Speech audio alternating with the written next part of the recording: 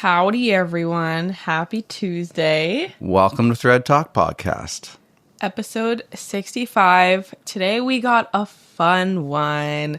I may have laid a little Easter egg the last episode or 2 episodes ago about Museum of Reddit. Yeah. r/Museum of Reddit, because you were looking for the poop story. I was. Or the poop knife. The poop knife. The poop knife. I vaguely remember that, but I don't. And then you found it, and you found it on the subreddit, and I was like, this subreddit is like, it's kind of like a all-time list of older ones. So if you guys... Really old. Like 10 years, decades old. If you guys are Reddit fanatics and you've been around for a while, you've probably heard some of these. But if you guys are new and fresh like us, come on for the ride, because we're about to have some fun. Mine were all new to me besides the poop story. Yeah, I mean... The poop knife. Mine were all new except for the CoconutGate. Okay, yes, I remember that one. I remember that one, but the rest of them were all new to me. It's going to be a fun one. I'm going to give a forewarning, trigger warning for talks of poop in this episode, because in the Pardon Me episode, a lot of people were saying, please, you should have put a trigger warning. So here I am. Blanket statement. If you hear it in the title, the poop knife, or anything that mentions poop, that's a trigger warning in itself, I feel like. I was going to say, the last story I said, my husband fed me poop. I feel like that's a trigger warning. If that's going to bother you, maybe fast forward. But I will say, I don't mind giving the trigger warning. I will say, will it deter you? Because... I don't think so. I don't think anybody is signing off. I think most people will be curious. You know? I think curiosity will get the best of people most of the time. If it's something like truly triggering, like something like DV or something, completely understand. But if it's like poop, I feel like most people are going to be intrigued and just listen. Like, even if you know it's going to make you queasy, I think most people will listen all the way through. Just finish your meal first. But exactly. But yes, I'm just going to give a blanket at the beginning. If you hear poop in the title, there will be poop in the story. So yes. Shall we just get let's get rolling. You go first. I go first. Okay. I've got 6 stories. You've got 9 stories. How did that balance out? I also have an update to one of the stories from 2 episodes ago, I think, from Cause for Concern. Which was the teacher one. My student made a creepy comment. My husband thinks I'm paranoid. There's an update to that one, so I'll leave that to the end of the episode. And then after that, we'll do some Q&A. Mm-hmm. We'll do some life updates. And then we will see you next week, I guess. I don't know. Already ending the episode. Already wrapping up. That's how our program lays out. Teresa reads stories, I read stories, we blind react, we get in some Q&A, we get in some life update, and then the episode will be over. Yeah, that's the layout. That's the schedule. That is the schedule. That's the broadcast schedule. All right. Shall I just get into it? You can go first. Yep. This was top rated in the subreddit. Titled The Poop Knife. My family poops big. Maybe it's genetic, maybe it's our diet, but everyone births giant logs of crap. If anyone has laid a mega poop, you know that sometimes it won't flush. It lays across the hole in the bottom of the bowl, and the vortex of draining water merely gives it a spin as it mocks you. Growing up, this was a common enough occurrence that our family had a poop knife.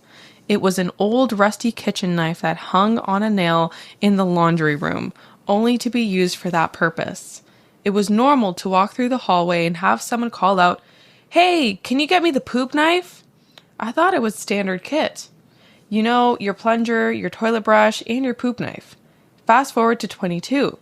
It's been a day or two between poops, and I'm over at my best friend's house. My friend was a local dealer and always had guests over, because you can't buy a weed without sitting on your ass and sampling it for an hour. I excuse myself and lay a gigantic turd. I look down and see that it's a sideways one, so I crack the door and call out for my friend. He arrives and I ask him for his poop knife. My what? What the fuck? Your poop knife, I say. I need to use it, please. What the fuck is a poop knife? Obviously he has one, but maybe he calls it a more delicate name. A fecal cleaver? A dung divider? A guano-glaive? What is that? I don't know. I explain what it is I want and why I want it. He starts giggling, then laughing. Then lots of people start laughing. It turns out the music stopped and everyone heard my pleas through the door. It also turns out that none of them had poop knives. It was just my fucked up family and their fucked up bowels. FML. I told this to my wife last night, who was amused and horrified at the same time. It turns out that she did not know what a poop knife was and has been using the old rusty knife hanging in the utility closet as the basic utility knife. Thankfully, she didn't cook with it, but used it to open Amazon boxes. She will be getting her own utility knife now. Oh my God. Why? Why? I'm so disgusted at that last part. I'm just like... Imagine it like touching your... Bro, right when we're getting... You get like a fresh pair of sheets from Amazon. Right when we're getting to the end of the story, he's like, I was telling my wife this, and I was like, what do you mean? Your wife never, like, used to... You never called out to your wife for the poop knife? I was like, hold on. I was like, does he still use the poop knife? Did he stop using the poop knife after this instant? And like, he's like, I never use the poop knife anymore. But it sounds like he takes massive shit, so he needs a poop knife. Yep. So you just have you have a knife hanging? Like it's hanging on display, like a hunting knife or something? Like you have it hanging on a hook? You have a fecal matter knife hanging on a hook? This shit should be like wrapped up in like a fucking private cloth and do like a box with like a lock on it. Poop knife box. It should be in the bathroom, no? Why would you have it in the utility room? Right? Wouldn't you want it in the secret bottom of the drawer in the bathroom because you take poops in the bathroom on the utility room? You gotta leave the poop in the toilet bowl, go to the utility room and come back? This is just so not sanitary. No. You cut up the poop. Now you have to walk the wet knife back to the utility room. I hope he washes it after. You would think he would wash it after. He doesn't just chop the poop up and then go hang it. No, he would have to wash it. I would be fucking... He probably just gives it a little twirl in little rinse? In the toilet. Oh like my God. After it flushes, you know? Holy shit. It's clean. Let me hang it up for it to drip. Oh my God. Us being concerned about toilet spray when we're flushing the toilet and not closing the toilet lid, and this man has a whole ass poop knife just laying around in the utility room. He probably never flushes with the toilet lid down. Definitely not. Because he's probably like, as it's flushing, he's probably like cutting it and pushing it and cutting it and pushing it. God. And all that fecal matter just swirling up inside his bathroom. This is wild. Okay, I'm going to read some of the comments. Okay, actually, there is an edit. Common question. Why was this not in the bathroom instead of the laundry room? Answer. We only had one poop knife, and the laundry room was central to all three bathrooms. I have no idea why we didn't have 3 poop knives. All I know is that we didn't. We had the one. Possibly because my father was notoriously cheap about the weirdest things. So yes, we shared the poop knife. What the fuck? I'm gonna read some of the comments that confess to their own poop knives. Okay. My friend's sister laid a huge turd in the toilet. She couldn't get it to flush. So she just casually strolls into the kitchen while me and my buddy are watching Friday night videos and grabs a pocket knife from the junk drawer. Goes back towards the bathroom. My buddy is, hey, what the F do you need a knife for? So she says the toilet won't flush. Their dad hears this, jumps up and runs to the bathroom and screams, who just shit this turd? Which brings mom into the bathroom and she freaks out. Now all 5 of us are in the throne room in admiration of her magnificent turd. The dad asks, what is the knife for? And his sister goes, it's what I use to cut them. Yeah, that's what she said. It was silent until her mom asked, how long have you been cutting turds with this knife? I am dying and my friend is in tears. Well, since we are all here, I guess the secret is out, so I get massive turds on my period, Mom. So for about 6 years, Mom. She goes to leave and her dad grabs her and says, cut the cheese, sweet pea, and that's your knife now. That's it. I can't breathe. I am laughing so hard. She is in tears, her mom is mortified, and her dad was trying to be supportive. My buddy and I are being total jackasses. Her dad pulls us aside and threatened to kick the shit out of us if a word of Sir Turdley of Bumbertown gets out of the house. We never said a word about it outside of their house, but we were brutal to her at home. Oh my God, this is a common thing. This is a common thing. Okay, I guess I've just never had a turd so big that my reaction is like, I need a knife so that this will flush down the toilet. There's another one. My family uses a spatula, affectionately referred to as the shatula. Obviously, it stays in the upstairs bathroom, which is the proper place to go for such event, and we don't use it in the kitchen. Oh my God. Oh my God. Oh my God. The shatula is so good. That's fucked. Oh my God. I love this one. I love that the internet just comes together and confesses their poop utility forms of... I mean, when your parents are doing it and that's all you would grow up thinking it's normal, right? 100%. Like you don't know. It's not this guy's fault. It's the parents' fault. Whoever started this. Bro, there's a generational trauma. There's another one in the comments. We had a pee jar. My dad used to keep a Tupperware on the kitchen windowsill behind the curtains, and when he had to pee, instead of walking to another floor where there was a toilet, he'd pee in the jar and then dump it down the sink, then rinse it with hot water. What? My mom would throw them out and he would replace them. Me and my brother used them for years before we realized how weird and fucked up it was. You're not alone. Why? I want to know why. So I didn't have to walk upstairs to the toilet. They had no toilet on the main floor, I guess. Go outside. Oh my God. Oh my God. Oh my God, another one. When we were growing up, my dad, a war vet, had one of those little car trash cans that they used to sell that straddles the transmission tunnel in the car. Only he didn't use it for trash. Beer was his water. He always had a Budweiser between his legs when driving, so he naturally had to piss all the time. This was back in the mid-70s. There weren't nearly as many convenience stores or rest stops. He'd just pull out his dick while driving and piss in the trash can. It might have held 2 quarts. Then he'd either hand it to me or my sister in the back seat, depending on whose turn it was, to hold on to it and keep it from spilling until the next stop. Oh my God. Let me say, going over railroad tracks was sure interesting. What the fuck? Oh my God. Okay, I have a similar story, actually. What? Oh my God, you fucking scarred me. No. I'm not going to put this person on blast. Oh, I'm not going to say who it is. Oh, okay. Oh, you do know it. I thought you were putting yourself on blast. I know what you're talking about. I can put myself on blast first. I don't really care. Sometimes you really need to go. Yeah. Number 1. Sure. Not number 2. Okay. Sure. I really had to go one time, and it was during COVID. Okay. It was during COVID. Oh, yeah, it was. No washrooms were open. We couldn't just go to a Tim's. This was Blue BMW Day. I think we were going to the vet. It was like only essential things were open, and we were going to the vet. Mm-hmm. And there was no washroom in the Tim's. There's no washroom in the Starbucks. Everything was closed. No washrooms anywhere. Yeah. And we're like 40 minutes from home. Yeah. So I had Denver used to have like, I guess you still do, these the gym shakers. I used to collect the gym shakers because anytime I saw one with like a new superhero logo on it or something, I'd be like, oh, okay, I'll get that. So at one point I had like 20 of them. Yeah. So this wasn't a big deal. We used to use them as our water bottles. So I would fill it, like that would be my water bottle. Now this is my water bottle. Before you got the Stanley, yeah.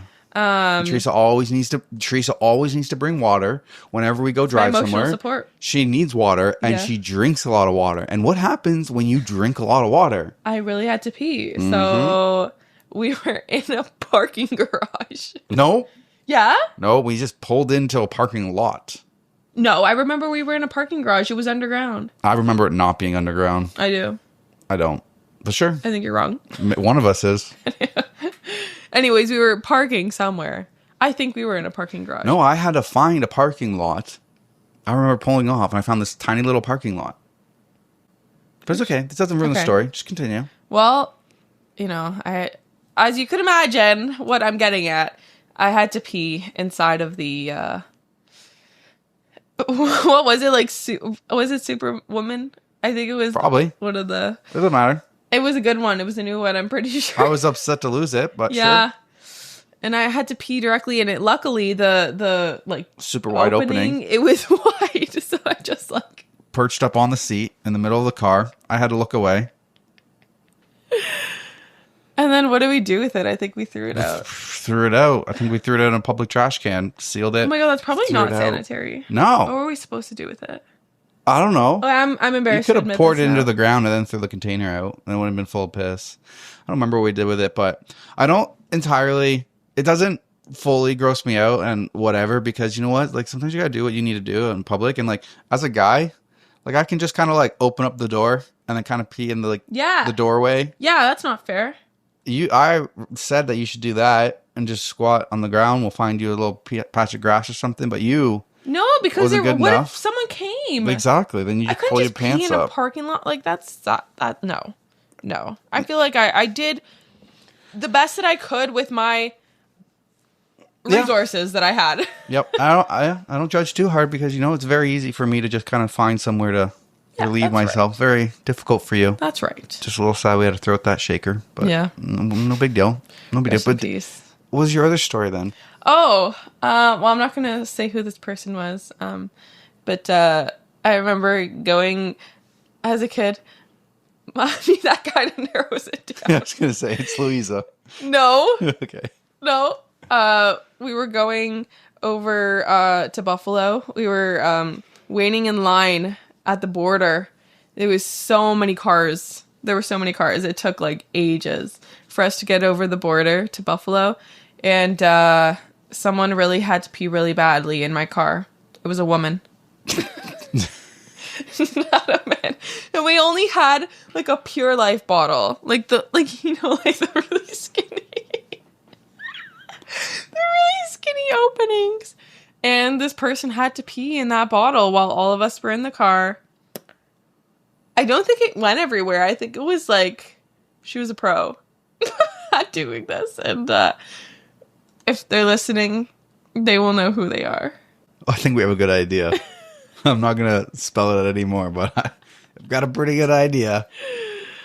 Desperate times, guys. Totally. But never will I ever have a poop knife. At least I don't have a poop knife. That reminds me, there's this one clip. Oh, I want to show you. I'm going to we're going to cut. Stay towards the end. I will attempt to put this at the end of the video, but if it gets copyrighted, I'll put the link in the description. Oh, we're back. Oh, I'm crying. I'm dying. Okay, I think we need to move on. Yes, I agree. Okay, so for Museum of Reddit, that was rated number 1. The second post that was the number 2 rated for this category was a little dark, so I'm gonna skip it. I'm gonna skip that, and we're going to go into. We'll come back to it. We're gonna go to we don't have to go in order. Yeah, we're gonna go number 10. We're gonna go Coconut Mare, or what I like. Just getting all the gross ones out first. CoconutGate. Yeah, or should I do a normal one? I feel like they're all. No, do it. Let's do a normal one. Let's split it up. Okay.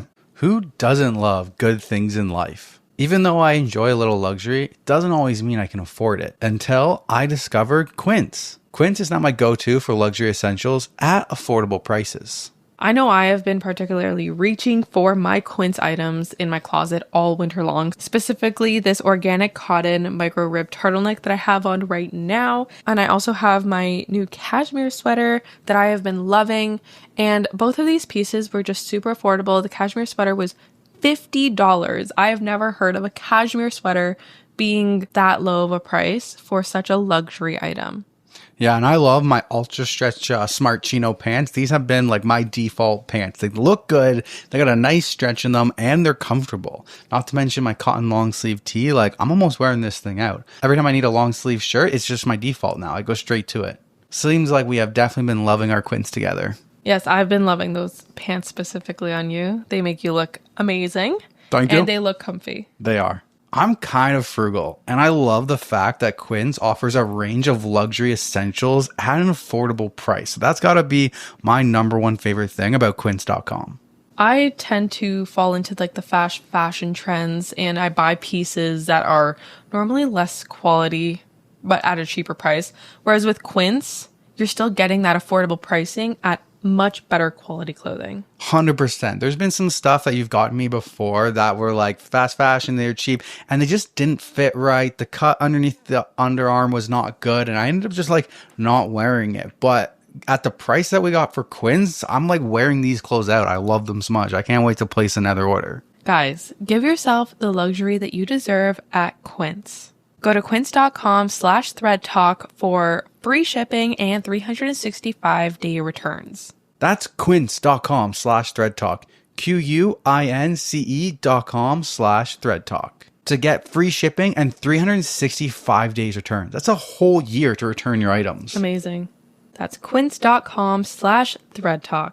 So thanks to Quince for coming on board, and we appreciate you guys supporting our sponsors. Now, back to the stories. I'm going to do this one. Today I fucked up by throwing my steak out a window. Last night, my wife's boss from her brand new job invited us over for dinner. On the drive over, my wife reiterated many times to me just how important it was to make a good impression. I scoffed and arrogantly informed my silly wife that I always make good impressions. My wife's boss is a single lady in her 50s, so it was just the three of us. We chatted over drinks and salads and seemed to be hitting it off. She laughed at my well-timed, perfectly appropriate jokes, and my wife seemed pleased. Soon, she brought out the main course, a nice, big, juicy steak for each of us. As I began to cut into my steak, I was discouraged to discover how undercooked the steak was. Now, I've had my fair share of rare steak. I prefer medium, but I can handle rare. This was several minutes on a hot grill short of rare. I probably could have resuscitated the cow had I tried.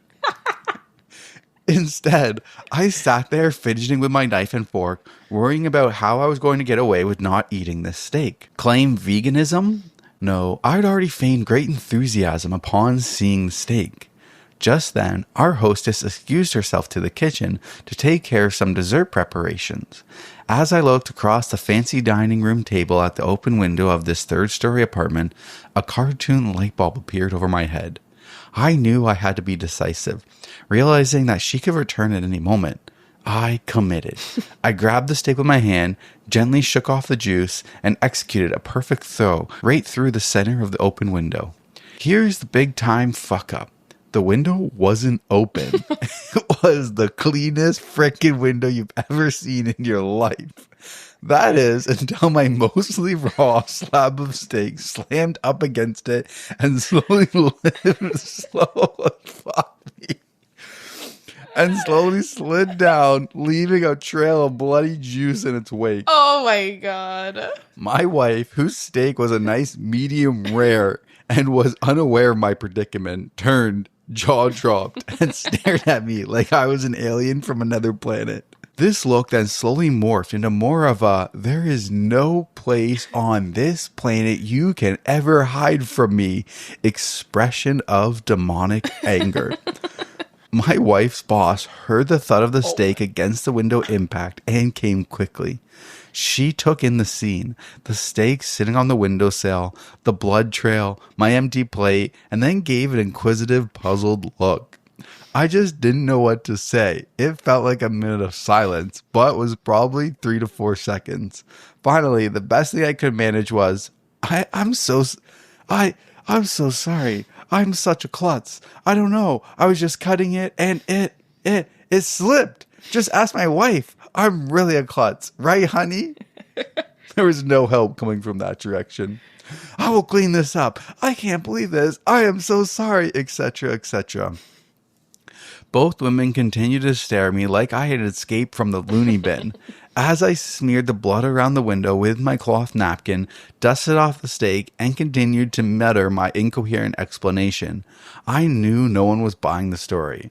I knew what I had to do. I sheepishly returned to my seat and proceeded to eat every bite of that disgusting, cold, chewy, bloody, raw steak. I remained pretty quiet for the rest of the evening. My wife's only 2 words to me since the incident are, quote, I'm fine. Not only did he have to eat the steak raw and bloody, is probably dirty now because it was on the floor. Right? How long was it sitting on the floor? No matter how clean a window is, it's not like clean. And it splattered across the window. And like dragged down the window, collecting all the germs that were on the window. Oh my God. This is something you would do. No. What would you do? I would just tell my host, I am so sorry, but I can't eat this. It's not cooked. Like a normal fucking human. If it were my boss that, like, I really had to make a great impression, you knew that. I'm sorry that your boss cooked my fucking steak fucking rare. Dude, I eat my steaks medium well. So no, you eat them well done. Well done. I eat them well done. I can ask for them at the most to be medium well. But I ask for them well done or medium well sometimes, depending if I'm feeling, spicy. So, usually a good host asks you, hey, how do you like your steak done? That is true. And I would have been like, well done, please. Yeah. Because everybody undercooks them anyway, unless you're a restaurant. But you know what would have happened in this situation? We would have just switched. We would have switched steaks. She said hers was medium well, or he said her wife's was like medium well, and she's having no problem. I would have been like, babe, under the table, kicking you. It's like blue. And I would have just started eating the edges. Would have started at the edges. Because you can always eat the edges. And then as soon as she's in the kitchen, we're switching. Pop, pop. I eat my steak medium rare normally. And I don't, like, the blood doesn't bother me. But if it's like blue, I can't eat that. Yeah. Like, I imagine like what he's saying. Like, he can do medium, he can do bloody. But this sounds like really bad. How does that happen? What kind?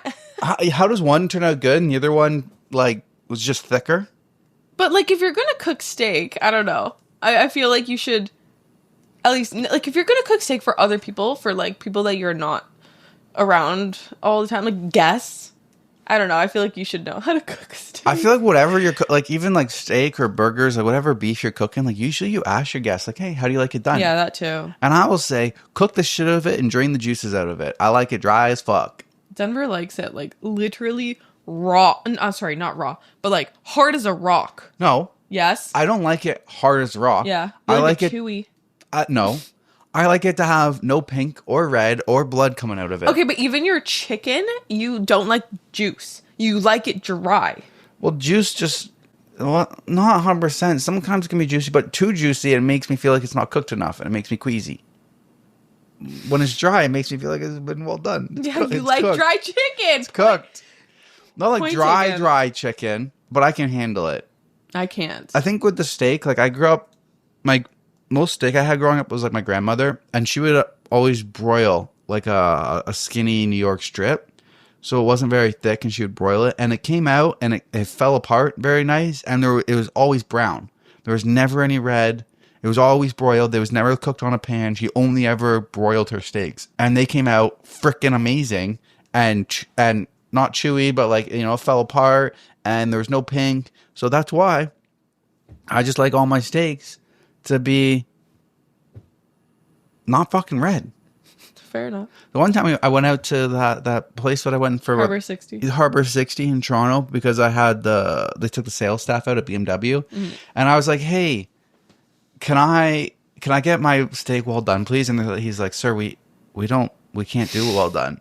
And I'm like, can't you just fucking leave it on the grill for an extra minute? Like, what do you mean? What do you mean you can't do well done? How hard is it to just leave it on there for a couple extra seconds? He's like, no, sir, the steak, it's like so thick that it never gets well done in the middle, and the outside will be charcoal and the inside will still be pink. I'm like, can you cut it in half? And they did.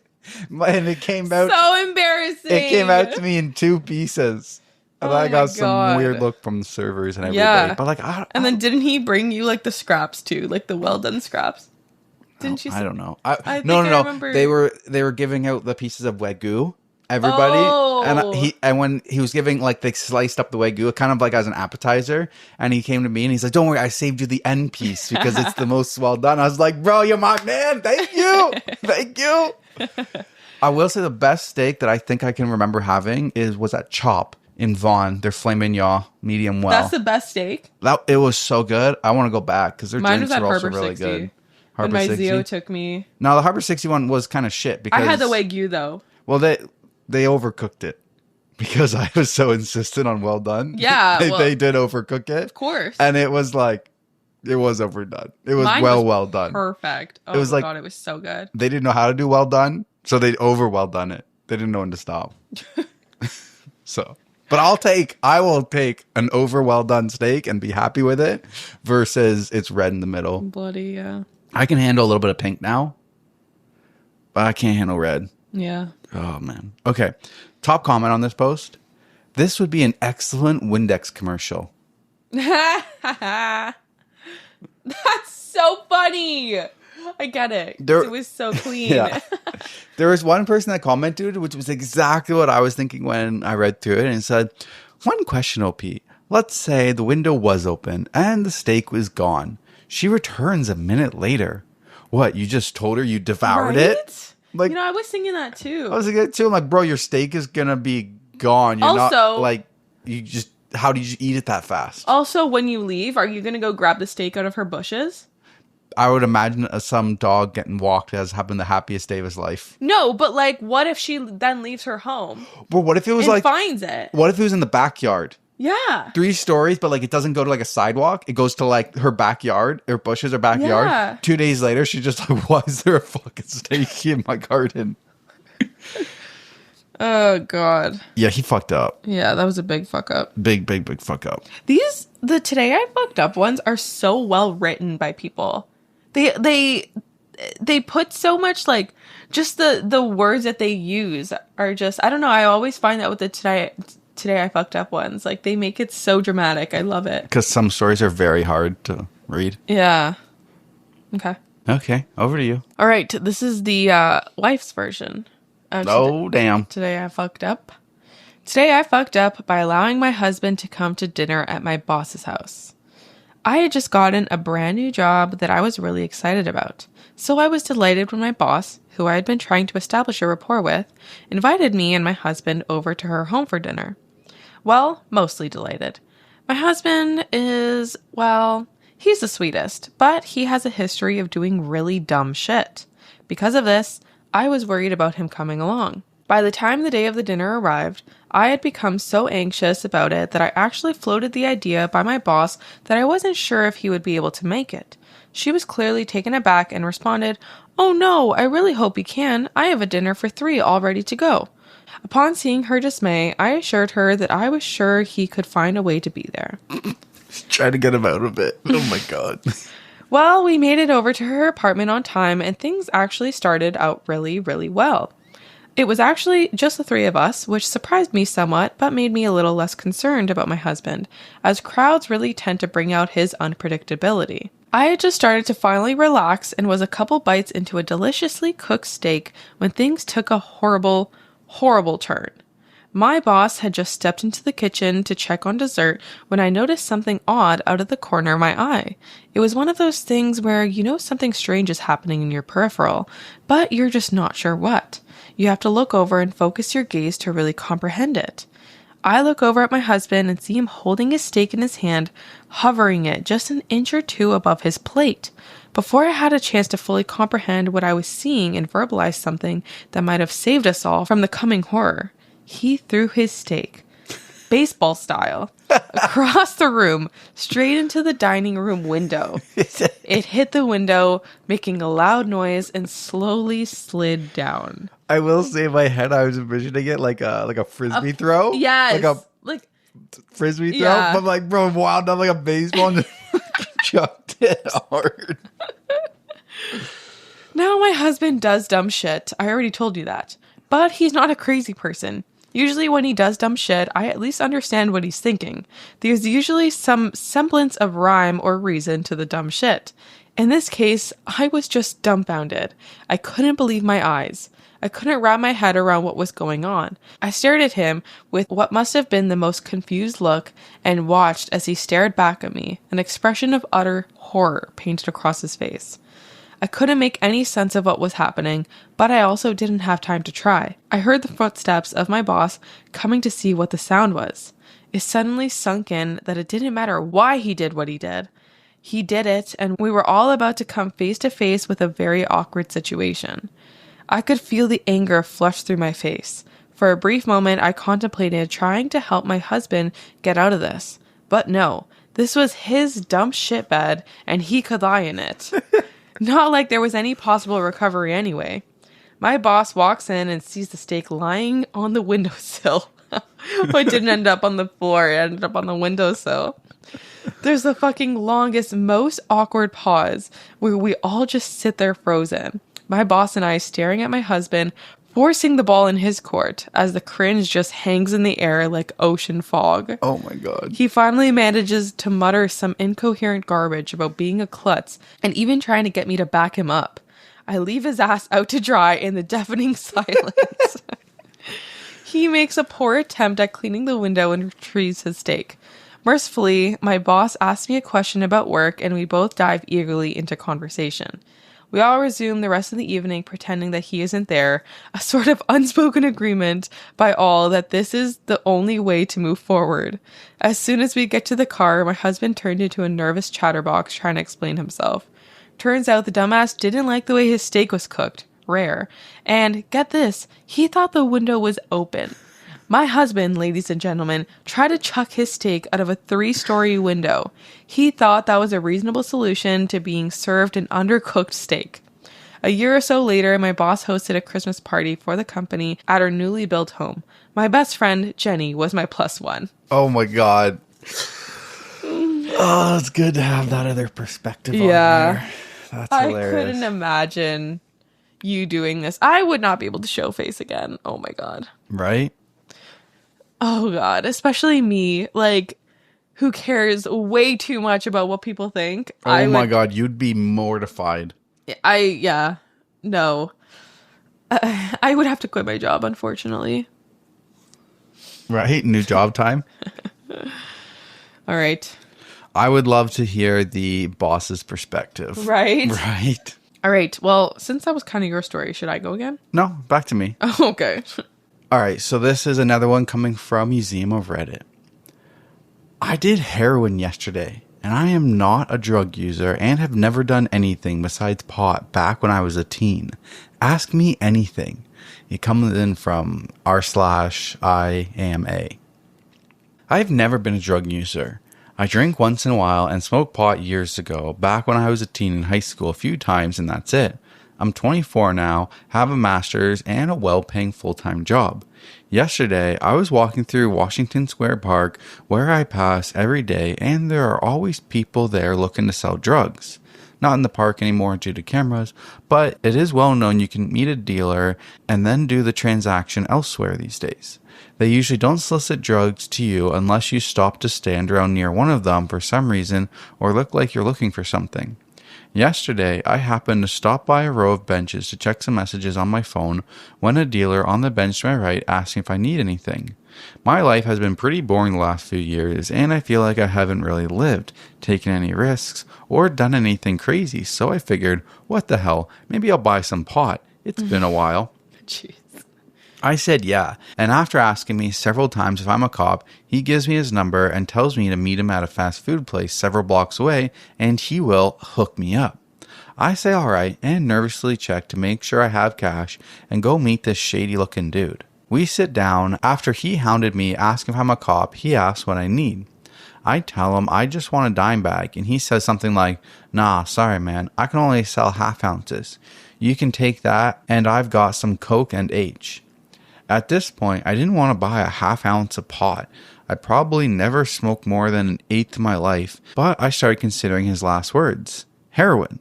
I've heard so much about it and how crazy addictive it is, and I've seen in movies and TV. I'm thinking The Wire here, one of my favorite shows. And it really started to intrigue me. I've always wondered what it would be like to do heroin.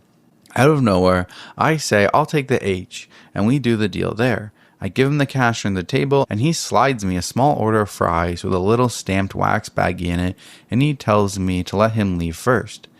I put it in my pocket, then nervously race home, my heart racing, cannot believing what I just did. I held onto the bag in my pocket with my palms sweating the whole ride home. When I get home, I open the bag and dump some golden flakes and powder on my glass coffee table. At this point, I don't even know what to do. I know you can snort heroin, but it looks all flaky, so I try to remember how they did in the movies, but they always seem to eject it in the film, so I start Googling how to snort heroin like an idiot, and do a little research on the stuff and how much to take. I used a card to get into a fine powder and move a small bump to each side, which I inhaled through a dollar bill. I didn't feel anything yet, so I snorted a small line, which was essentially half the bag. There was very little inside. I waited, and in a few minutes I had the most pleasurable feeling of pure relaxation and bliss wash over me. I just sat there and everything felt amazing. I nodded off and it was great. I had the TV on but wasn't paying attention. I must have sat around for 4 hours doing nothing but feel total pleasure. It was like a full body orgasm times 10 that kept going on and on. When I would nod off, it felt like I was in a pure conscious lucid dream-like state. Sometimes it felt like I was leaving my body. At this point, I did the rest of it and stayed up all night and must have been high for 10 hours straight. I might have slept at one point. It's hard to tell the difference when you nod off and everything feels so good regardless. Just the feeling of being under a blanket was amazing. I was blown away by the power of this drug and how orgasmic it felt. I never understood why people did drugs before and got so hooked on them, but now I see why. I have the urge to do it again, but I will resist and not do it. At least not for a long time. I understand the addiction potential and how someone could easily tear apart their lives with this stuff. Heroin is pure powdered pleasure. I actually feel proud of myself for having the balls to do something this crazy, and I feel like it was a valuable life experience and my window into another world and a part of society. I will never forget the day I did heroin. Now, ask me anything. Interesting. I don't have any desire to ever try heroin in my life. Yeah, me either. Not even a little bit. There's no, curiosity could not get the best of me in this one. Weed is enough for me. So there was an update. I don't regret this at all, and I see a lot of talk about how cocaine isn't as bad as heroin, and people telling anyone considering trying a hard drug to do coke instead. I've known and seen a lot of heavy coke users. Many have become addicted and OD'd, and I find it disturbing that people think that coke is acceptable because some higher class circles find it socially acceptable. I'm thinking the young Wall Street and college crowds here who associate it with money and being cool and is easily manageable to use for recreation, while society tells them that heroin is for the poor and destitute and leads to automatic addiction and suffering. So I plan to try cocaine the next chance I get to compare the two in terms of effects and experience. Doing heroin was memorable and life-changing, and I know I can handle anything once. I've done my research on coke and know the risks, so if anyone has any questions or opinion on the matter, feel free to chime in. Whether it is to tell me I'm a fucking idiot or give me advice, whatever, this is an experiment and an adventure in life. I'll report back once I try it. This guy's just being a guinea pig for everybody. He's like, I'll try it, tell me your questions. Yeah. All right, so there's an update. 2 weeks ago, I tried heroin once for fun and made an Ask Me Anything. I have been using since and shot up for the first time today. Ask me anything. Jeez. Wednesday night update. I know there will be a lot of people telling me, I told you so, and urging me to seek help, and they were right. That's all good, and trust me, I know the danger I am in of ruining my life, but let's please keep this Ask Me Anything first and foremost. I will be checking out of an NA meeting this week, and I know I'm on the fast track to becoming an addict and want to stop it before it gets out of control and I'm physically addicted. No one in my life can know about this, and I want to stop it before it's too late. I've been using for 2 to 3 day periods when taking a couple days off, then using again. The breaks were in part to try not to get hooked, and in part because I had an unreliable dealer who charged me more than double what I should be paying. I got ripped off several times when I tried to buy off the street. My former dealer is the guy who I first bought them from. Today I met a guy through some internet channels who said he could get bundles, 10 small bags of heroin for significantly less than half the price my old dealer gave me for his most fair deal. He also happened to be an IV user and had a stash of sealed needles and supplies and offered to shoot me up. I had kind of hoped I would find someone who would, and he was a pro, finding a small hidden veins and injecting a bag in one shot. To quote Train Spotting, take the best orgasm you ever had, multiply by 1,000, and you're still nowhere near it. He gave me some new needles and tourniquets, and when I got home, I tried to do it myself. After not hitting a vein countless times, I finally got a red flag and was good to go. I've injected 5 bags since 4 p.m. and the last one a little less than an hour ago and attempted to do more. Ask me everything. Forgive me for the delays if I nod off.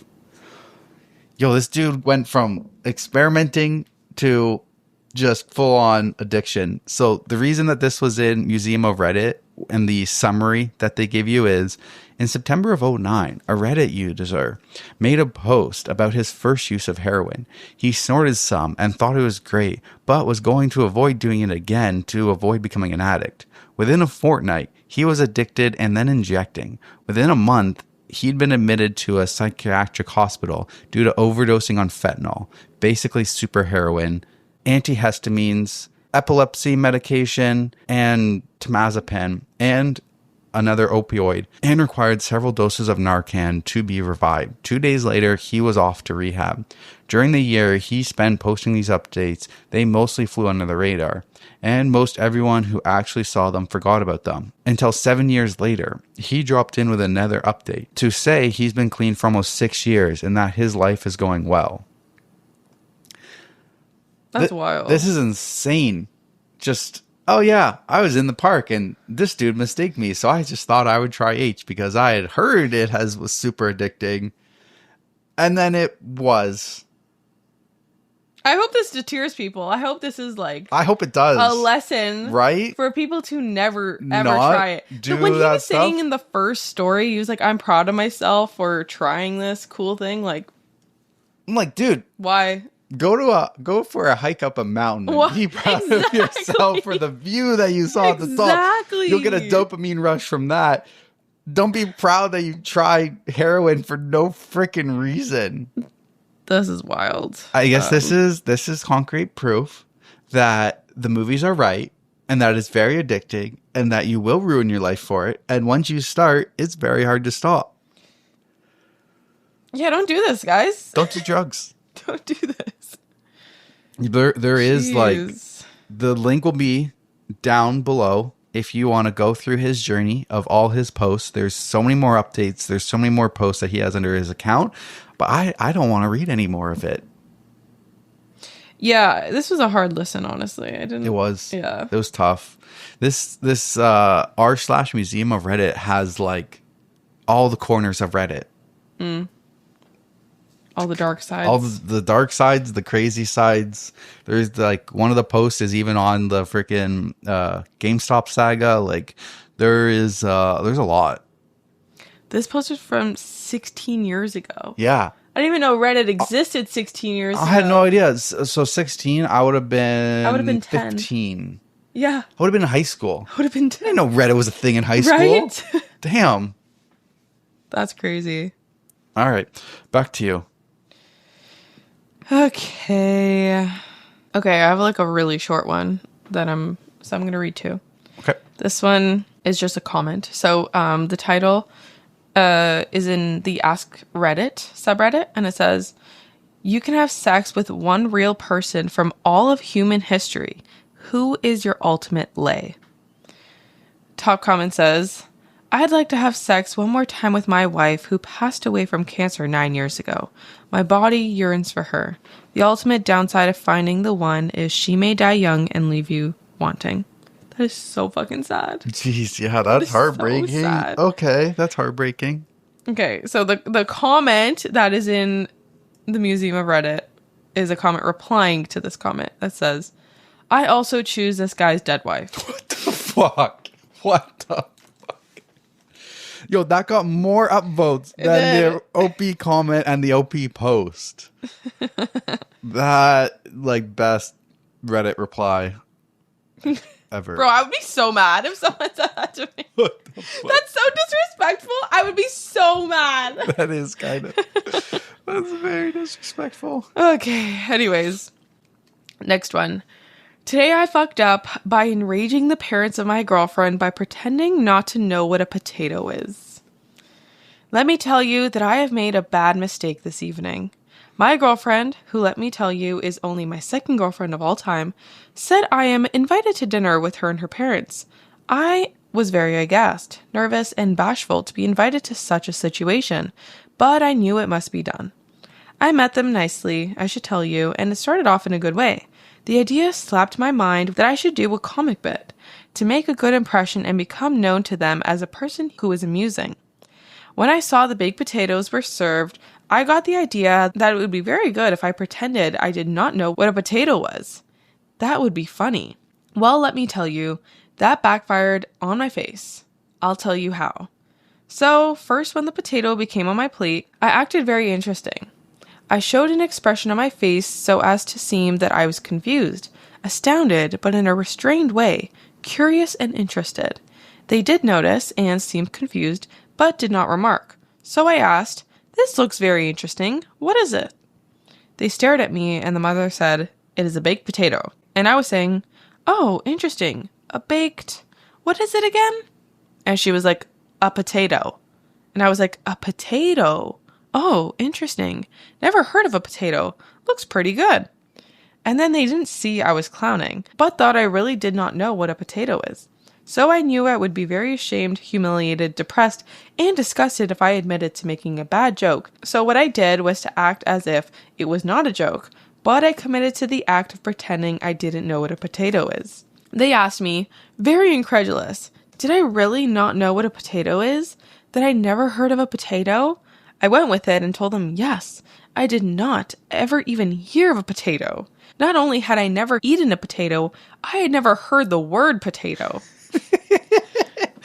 This went on for a bit, and my girlfriend was acting very confused and embarrassed by my fucked up antics. And then the more insistent I was about not knowing what a potato is, was when the parents started thinking I did know what a potato was. Well, let me tell you, I had to commit 100% at this point. When I would not admit to knowing what a potato was, the father especially began to get annoyed. At one point he said something like, "Enough is enough. You're fucking with us. Admit it." And I said, "Sir, before today, I have never heard of a potato. I still don't know what a potato is, other than some kind of food. I don't know what to tell you." Well, let me tell you, he got very annoyed. I decided to take a bite of the potato, and when I did, I made a high-pitched noise and said, "Tastes very strange." That is when the father started yelling at me, and the mother kept saying, "What are you doing?" And my girlfriend went to some other room. Finally, the father said I should get the fuck out of his house, and I said it was irrational to treat me like this just because I've never heard of a potato before. Well, let me tell you, he didn't take that kindly. Now, in text messages, I've been telling my girlfriend I didn't know what a potato is. The only way I can ever get out of this is for them to buy that I don't know what a potato is. I wish I never started it, but I can't go back. I think she will break up with me anyway. I think so, dude. You're done. Oh, this is when you let your intrusive thoughts win. Literally intrusive thoughts. Like, okay, you made your joke. They didn't find it that funny. And you time to admit it. Like, oh. You can only do this sort of thing with people that you know how they're going to react. Because, like, yeah, as soon as they're, like, mad about it, like, what do you mean you don't know what a potato is? Like, not like, what do you mean you don't know what a potato is? Like, there's a difference with those types of people. Right? Yeah, if they're mad, you can't just be like, "Oh, I'm joking." Yeah. Because then they're going to get more mad. Yeah. Ooh, you have to know your crowd. You have to... He dug his hole, and at one point, he dug the hole too deep for the ladder to reach. Yeah. Like, he only had an 8-foot ladder. He dug that hole to 8 foot, and there was a point where you can climb out of the hole with the ladder, or you can keep digging, and now there's no ladder to get you out. You're fucked. You're so funny with your analogies. I love my analogies. That one was spot on. That was a good one. Top comment is quoting OP that I never even heard of a potato. I went with it and told them, yes, I did not ever even hear of a potato. That would be the spot where I burst out laughing. Never ever did you even hear of a potato, eh? Jesus Christ. I know, like, how would you like even keep your cool doing this? Like, "Sir, I have never heard of a potato in my life," with a blank face, just like, "Sir, just pure acting." "Sir, a potato." What is a potato? No, because my God.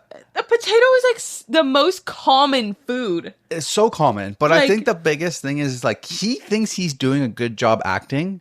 He's not. Yeah, And they they can see see right through it. his fucking stupidity. Yeah. Because if you truly had no idea what a potato is, I don't think you would have acted like that. Yeah, no, exactly. It's like, what is this? A potato? I've never heard of that. I don't know. Right? I think there's a different approach to it if you want to seem genuine. And like, but like, it's almost, I feel like it's impossible not to hear or know what a potato is. I know. In anywhere almost. I know, like French fries, potatoes, potatoes, waffle, like so many waffles. Did you just say waffles? Waffle fries. Just like they're everywhere. Like, have you never been to McDonald's before? Have you never been like a burger and French fries? Exactly. Like I can understand if you didn't know what an artichoke was, but like freaking potato. You didn't know what an artichoke was. Yeah, no, it's a joke. But a potato, like, come on. Yeah. They saw right through his bullshit. Yeah. All right. On to you. All right. Time for CoconutGate. Okay, I'm ready. As it's on here, Coconut Mare. The time Reddit went fucking nuts. Oh my God. All right. So it all starts with this "Today I fucked up" post. Okay, big trigger warning for this one. This Huge one is trigger gross. warning. It's gross. Gross and masturbation I'll put together. Anything else will ruin the story. And then it did spawn a lot of spin-off stories. Oh, did it? Okay. So let's get into the main one first, then we will check in on these other updates. Today, I fucked up by coming into a coconut. Oh, God. Anyway, around 8 years ago, I lived in northern Mozambique, a coastal southern African country with quite a warm climate. My mother at the time was going through a health nut phase and only buying foods she deemed healthy enough. One of these was coconuts. She would buy several coconuts a week to use in food and from a local market. Anyway, being a horny teenager, I fapped in regular intervals. Unfortunately, there was several stressful examinations coming up for me, and as such, my fapping reached a higher peak than usual, and I was feeling pretty sexually frustrated. One day, I hear that my mother is going to be out for pretty much the entire afternoon.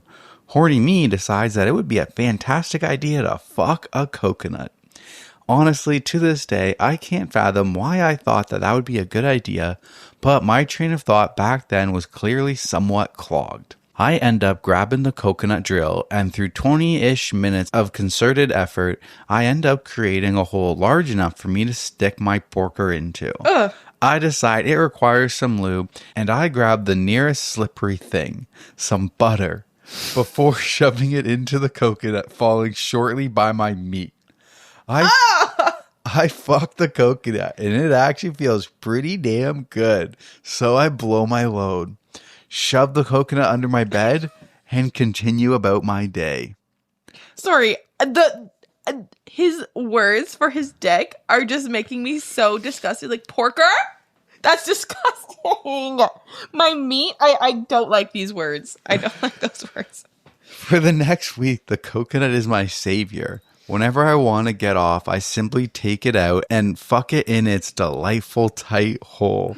Made better each time by accumulating volumes of my semen and butter acting as lubricant. It's heaven. Now, before I continue, I'd best mention that at the time, our area was experiencing quite humid, muggy weather, which exacerbated an already existing fly problem. Disgustingly fat, bloated flies were commonly found around our house, and the exterminators couldn't really do anything because it was a localized area problem that would go away in the winter. About a week and a bit after the initial coconut fuck, I had been using it pretty much every day since then. I begin to notice a few more flies than usual, as well as an odd, unpleasant smell about my room. Must be the coconut, right? So I decide that I'll fuck it one more time before I throw it out and get a new one. Worst mistake I ever made. You see, the reason for the increased number of flies was that the coconut was evidently, in hindsight, a nearly perfect place to lay eggs. As I penetrate the coconut one last time, I begin to feel a strange wriggling sensation. Puzzled, I pulled my cock out to discover that it was covered in rotten and moldy butter and semen and teeming with tiny fucking maggots. They were wriggling all over my dickhead, and some were even trying to force their way up into my urethra. I screamed and threw the coconut against the wall, which made the situation worse by spilling the contents. I'm not okay over here, if you were wondering. Hours of vigorous cock scrubbing, vomiting, and cleaning the remnants were spent reflecting on what the fuck I was doing with my life. Never again. Never again. Oh my God, I almost vomited. I don't even know how you just read that. I want to take these headphones off. I can feel the bile coming up in my mouth. Oh my God. I need a moment. I feel like the first time I listened to this, it wasn't this gross. Like, I remember the story. Yeah. But like just reading and hearing the details and going through it again still brings bile to my mouth. Oh my God. Oh my God. I actually feel like vomiting right now. Oh, I'm not okay over here. Like, I could understand the initial first time. I could get that. Because, you know, like, maybe you carve out a watermelon, normal melon, whatever. An apple pie. I just don't see how a coconut would be pleasant. It's hard. It has a hard exterior shell. That is, yeah, right? Wouldn't that be rough? They're like furry and like on the outside, they're like, yeah, like it's scratchy. Hard. They're scratchy, not furry. Yeah, they're scratchy. Like, yeah. How is that? That's fucked. But even after the initial first time, how do you not throw it out? How do you not chuck it into the garbage? How do you disgusting. Keep it? How do you keep it?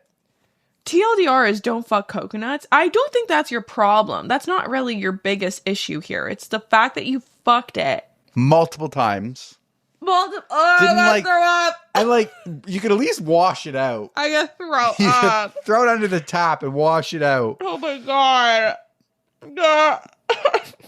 And this is why they invented fleshlights. So this spawned a lot.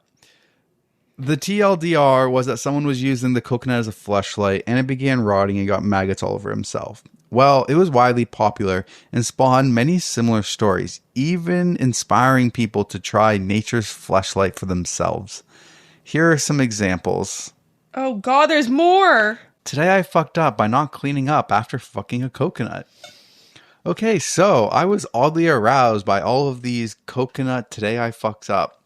So I decided to do it. I mean, why not? Why not? There were many reasons why not, if you read the original. Already learned from everyone's mistakes. Went to the supermarket, bought multiple green, sweet coca babes in case I liked it.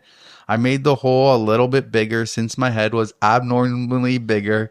After that, I microwaved it, took the coconut to bed, and started caressing it. What? Talking to him like I made the connection. I don't know. After I felt comfortable, I started fucking it hard. It felt divine. It was so warm and tight. Didn't take me long to come. The suction was better than a vacuum cleaner. I finished, left it on the floor as I was too lazy to throw it out, and said I was going to do it as soon as I woke up so my significant other wouldn't find out. Okay. I woke up to the sound of someone falling and saying, "What the fuck?"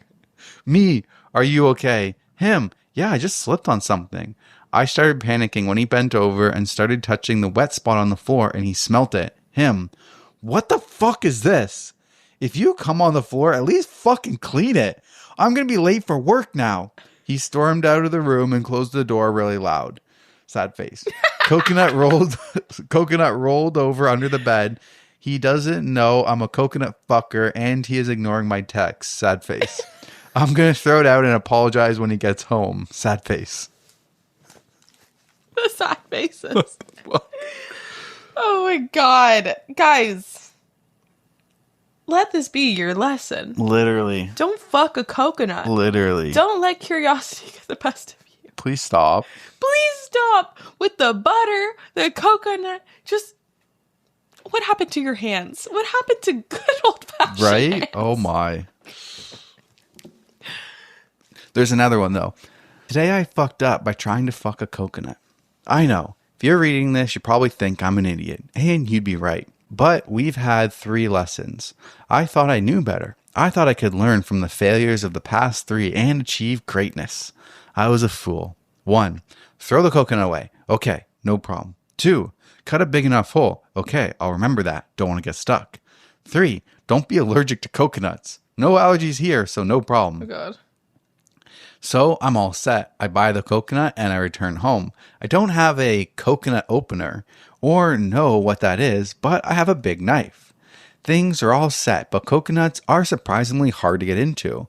I'm trying to cut into it with a knife and not really getting anywhere. I start stabbing it violently, half out of frustration. And as the coconut activates its defenses, my knife deflects off the hard shell and stabs my other hand. I look down in horror for a second, and then the blood starts leaking. I bleed everywhere. There is so much blood.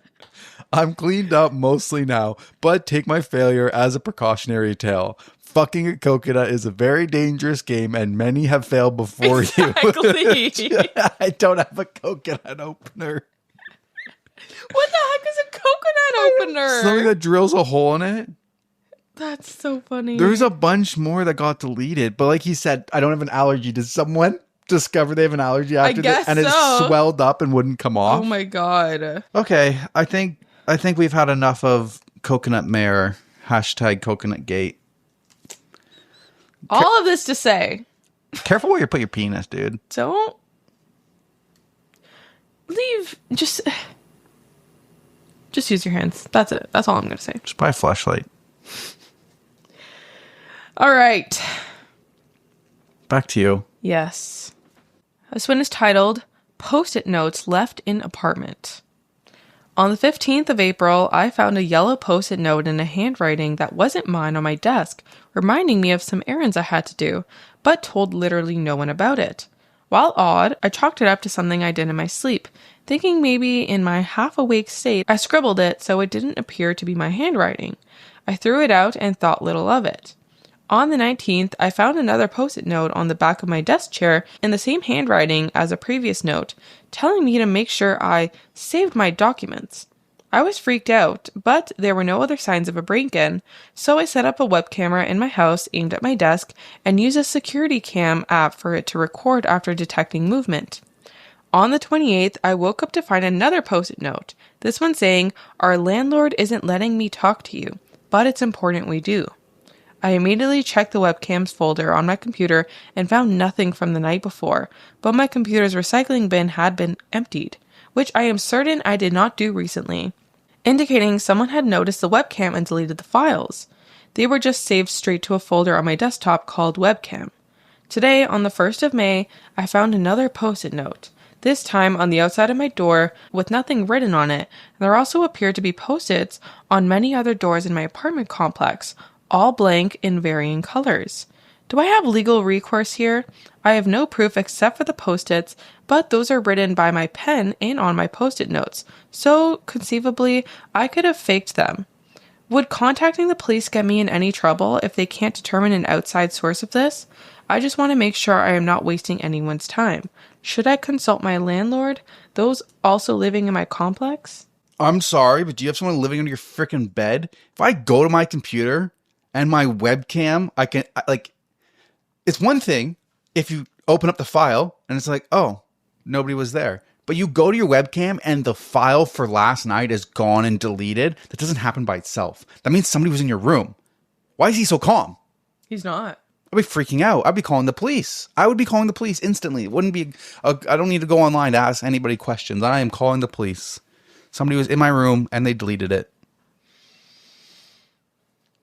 Yes. Someone's living under his bed. So the top comment says, "You seem sincere, and this doesn't appear to be the plot of a Ray Bradbury short story. It's possible that your landlord is leaving notes inside your apartment, but they don't make any sense in the context you're describing them. It's likely that you are writing the notes yourself, but are forgetting. Do you use post-it notes as reminders in any other parts of your life or job? Yes, this might be a mental health issue. You might be experiencing some sort of dissociative disorder. Or it might be a physical problem. You mentioned that you have a very unusual narrow bedroom with no windows. Is there a chance that you are not getting enough ventilation when you sleep, or that there is a carbon monoxide leak in the building? A cheap CO detector, which you should have anyways, is a fast way to find out. You'll also have really bad headaches. You know your own medical and mental history and your other experiences. If you think these incidents might be you writing notes to yourself, there's no shame in getting somebody qualified to give you an opinion. Yo, that is crazy. That would be crazy. Like you're double-sided. Your second personality is coming out and leaving you notes. That's even creepier. So OP replies and said, I have had really bad headaches, and I actually already do have a CO detector. Guess I should probably take that out of its box and plug it in. So OP makes another update that says, thanks to everyone who sent suggestions and gave advice on how to proceed, especially to those who recommended a CO detector, because when I plugged it in one of my bedrooms, it read at 100 ppm. I don't know what that means, but that sounds like that's bad, but holy shit. How did people automatically go to CO detection? I don't know. Like, I guess this is like a common symptom. If you find Post-it notes in your apartment, no, that you but didn't not only leave, that, but like I think forgetting. I don't know. I don't know. I think I don't know. So 10 to 29 ppm. Okay, so low levels are 0 to 9 ppm, no health risk. Oh my God. 10 to 29 is long-term exposure. It can cause headaches and nausea. 30 to 35 is flu-like symptoms, especially for the elderly and young. 36 to 99, flu-like symptoms for everyone, plus nausea, headaches, fatigue, and vomiting. 100 plus ppm, severe symptoms including confusion, intense headaches, brain damage, coma, and death. I'm sorry. So, there's a year later, he posts an update. Good news update. It's been almost a year now. While 4 months ago things were rough, I've definitely made significant improvements, and currently there's little reason to doubt a full recovery within a year. As it turns out, brains can heal. While brain cells cannot regenerate, the bulk of my issues seem to be cerebral edema, brain swelling, caused by the poisoning. While the inflamed tissue can suffocate and destroy brain cells, it doesn't always, and sometimes the damage is temporary. That said, it is my understanding that without a pre-incident scan, it is difficult to tell what is swelling and what isn't in a very detailed or specific way. Long story short, while my comment from months ago was very depressed and hopeless, I'm much better in both mood and physical health, though in this situation, those aren't exactly separate categories. I'd say now, 10 months later, I'm about 80% back to normal. And while it's likely that there is a 1% that won't recover and some cells were destroyed, not just disrupted, and maybe I'll always have the occasional headache, there's no reason to think I won't be 99% to 100% better in another 6 months. So I'm happy. I've been getting a lot of PMs regarding my legal situation, and I've been advised not to discuss it online just yet, as it is still ongoing. Movies always made me think that body healing and court cases were so much faster than they really are. Those things can take many months or years. Luckily, my case shouldn't take years, but it might be some more months. I can say that, legally speaking, things are really looking great for me. And in the meantime, I've had a really lovely place to stay, a very understanding boyfriend, and I've been making art, a field I wanted to get into but never would if not for the incident. I will say, though, I use a Moleskine notebook daily planner thing now. I do keep busy, important for mental health. I'm kind of done with Post-it notes for a while. That's insane. I want a ppm tester now. Right? Don't we have one, though? I freaking hope so. I mean, we're in a modern condo, so I hope we're good, but... Like, is that... Could be. I don't know what it is. I think that is. It's a sensor. I don't actually know what kind of sensor I don't know it how is. it measures it. I don't know. I hope it's doing its job. Me too. Goddamn. So scary. Literally. Like, thank God for Reddit. Truly. Truly. Literally. That person saved OP's life. That's amazing. Wow. Wow. I got another one about saving lives. Okay. Rage comic leads to diagnosis of testicular cancer. On November 3rd, 2012, a user posted a rage comic describing a true story of a male friend who peed on a pregnancy test, which turned out to be positive shortly after. What? So if you're on YouTube, you're seeing it, but the comic basically goes, weird face. Just male me going through the medicine cabinet, when suddenly I find an unused pregnancy test my ex-girlfriend must have left. For shits and giggles, I use it. A little while later, it says I'm pregnant. What the heck? Oh my god. A Reddit user quickly begins writing warnings in the thread, saying that this could very likely be a sign of testicular cancer on a man. Medical student here, OP should absolutely see his physician to be safe. Pregnancy tests are based on levels of human chlorinic gonadotropin. We're going to need a pronunciation on this. Chorionic gonadotropin, which is produced by the placenta. But in a male, it can be elevated by testicular cancer. Damn. After reading all of the warnings, the Reddit poster immediately warned his friend about this and got the guy to get himself tested. 3 days later, she posted a second update comic on the same thread saying that her friend had indeed turned out to have a small tumor and thanking Reddit for their help. Oh my god. That's amazing and crazy. And I feel like as a guy, we should apparently just pee on pregnancy tests once in a while. But why don't they tell us this? Like, why don't they? This should be a life hack. Oh no, but it actually should. Like, why aren't we told? I want to go buy a pregnancy test now for myself. I just feel like there's so many things that like we could do to like early detect certain things, like this, for example, that like they don't tell us to do because they want us to die. Bro, the top comment on this post. This reminds me of that one time a guy thought someone was breaking into his home and writing notes, and it turned out to be a gas leak was causing him to be in a dissociative state without remembering it. That was the one we just read. Next comment. Or like the time the guy said his girlfriend peed in his mouth and it was sweeter than he thought, and Reddit pre-diagnosed her with diabetes. What the Oh my god! What the fuck? Oh my god.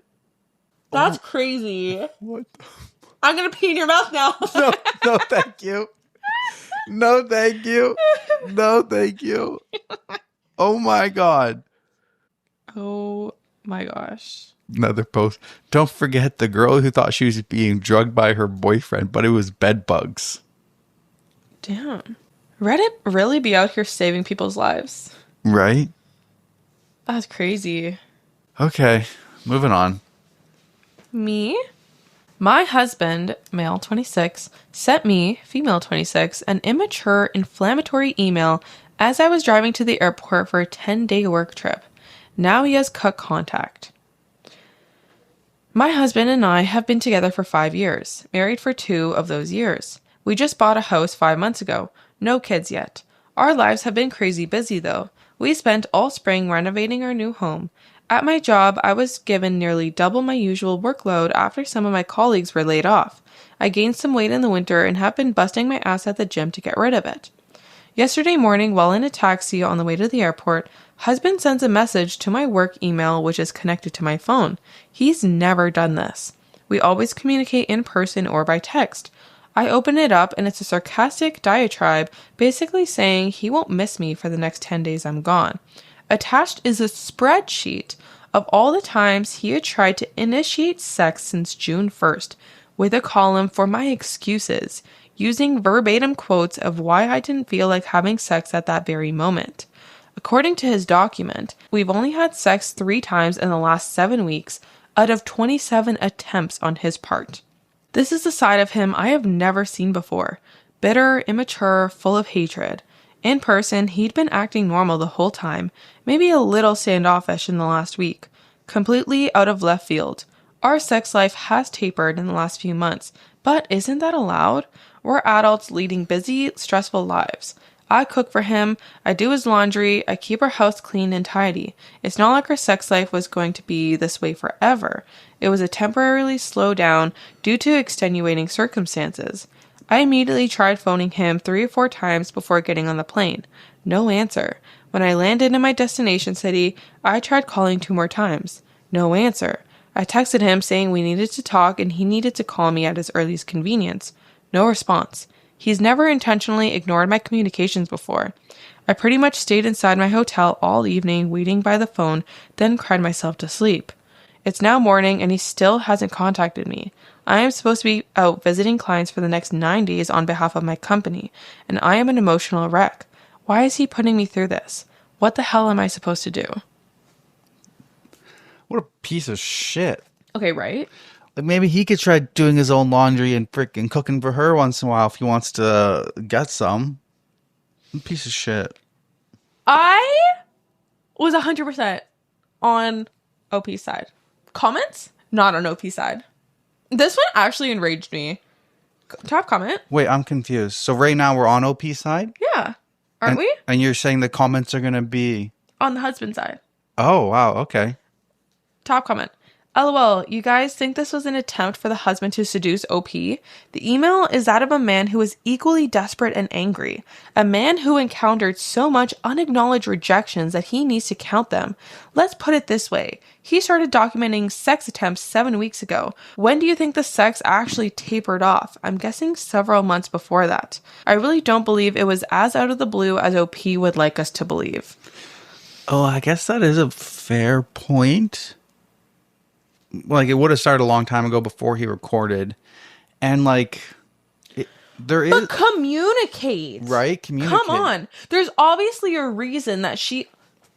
No, this actually bothers me so bad because, like... Wait, I'm confused. Are you not...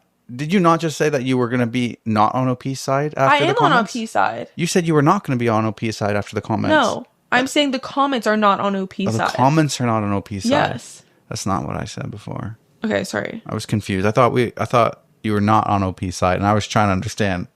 Like, I'm so confused. No, I'm on here. OP's side, and you seem to be on OP's side too before I read the comments. But after I read the comments, I was so confused. I was like, why are they defending him? Like, I could kind of see the argument for both sides, but, like, I don't. Another comment says, quoting OP, our sex life has tapered off in a few months, but isn't that allowed? Obviously it's allowed, but he's not allowed to be bothered by it. Just because he went about showing you how the situation is in a horrible way doesn't make it any less real. If I was turned down 89% of the time by my wife in the past while, it would shatter my confidence in myself and my relationship. Quote, why is he putting me through this? What the hell am I supposed to do? He's probably thinking the same about why you aren't willing to have sex with him. He shouldn't be going no contact. He shouldn't have sprung it on you as you were leaving, but his concerns are still valid. He needs to understand that this way of expressing his frustration is unacceptable, but then you both need to tackle this issue of intimacy together with open minds if you want to move past this.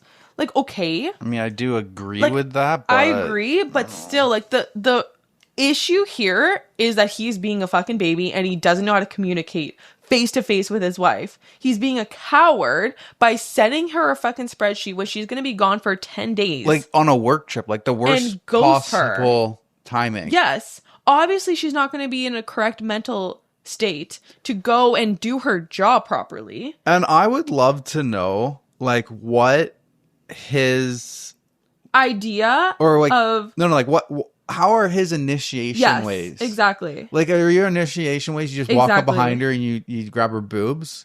Or did you spend the day cooking, cleaning the house, doing the laundry, cooking a nice meal for them, giving her a massage, stuff like that? Or did you just walk up and say, "Can I put it in you?" Like 100%. what are your initiation ways, dude? Like, 100%. I feel like maybe her sex drive has gone down because you have just dropped the romance. Yes. And you are just treating as like friends with benefits or like a free use situation. Like, maybe she needs to be wined and dined, dude. Yes, exactly. Like, foreplay, quote unquote, isn't just like the actual like foreplay before sex. I feel like it's like little things that you do throughout the day and stuff like that. I don't know. Like, whatever. What is her love language? Does she like words of affirmation? Does she like acts of service. Are you doing any of those things for her to be turned on by you? Or is she creating resentment towards you? And that's why she doesn't want to have sex with you. Mm-hmm. I don't like how the comments are just like automatically defending the husband. Yeah, the comments are doing that. Yes. A lot. And it's like, okay, if it was fair, maybe she could, like, if she knew what game they were playing, like, she could create her own fucking spreadsheet of her reasonings for why she denied it. Yeah. I got home from a 5-hour shift, and then I had to pick up after me as a baby, and I had to do his laundry. Then I had to cook him dinner, and then he wanted to have sex with me after I was disgusted by his behavior. Yes. And that keeps repeatedly happening. Exactly. I will say this post is from 11 years ago, and I feel like society has evolved a little bit since then in terms of like misogyny and the patriarchy. Yeah. I feel like we are a little bit better. So this may have been what people used to think back then, like men are entitled to sex and you should give your husband sex because, well, like intimacy is an important part of your relationship. I agree, but like it's not. I don't, like I said, like what are you doing? Yes, exactly, to like make her want you. Like I don't know. And also, like, besides all of that, communicate with her. Sounds like you suck at communication. Yes. Sounds like you're a slob. Yes, because literally it would have been so much easier if you were just like, babe, I feel like we haven't had, like, there's an issue in our sex life and I want to address it. Is there a reason that you're not feeling as sexual? Defend herself and be like, well, there's this reason. Like, if you can work on this, and I will maybe feel hornier. Yeah. Like, if you brought up this issue in a mature way, this could have all been avoided. Words are hard. I don't know. This one made me so mad. But yeah. What do you guys think? Are we right in this situation? Because I just like... I got no sympathy for him just because of the little tidbit she said. Sounds like she just cleans up for him all the time. Cooks his meals, does the laundry. I do his laundry. I cook his food. It's like, okay. He's a child. Yeah. Okay. All right. Moving on to me. Do you remember the GameStop Saga? Yeah. You want the tea on it? I do. You want to know how it all went down? Tell me. All right. So this one was a post that kind of like puts it all together. Title is Keith Gill, which is the username u/deep-fucking-value, and the GameStop Saga. In June of 2019, Keith Gill, aka u/deep-fucking-value, DFV, and Roaring Kitty from his YouTube channel invested roughly $53,000 into GameStop common stock and far-dated long options, and made a post on r/Wall Street Bets reporting his position, a common practice in the sub. GameStop was a struggling business at the time, and most saw this, quote, YOLO investment as foolish, to say the least. He met criticism with light-hearted humor, curious disagreement, and due diligence about the company. DFV continued with regular updates on his position on Reddit and further analysis through his YouTube channel, often citing the abnormally high short interest for the stock that he argued had deep fundamental value. As time went on, some users posted that they would be joining him in investing in GameStop.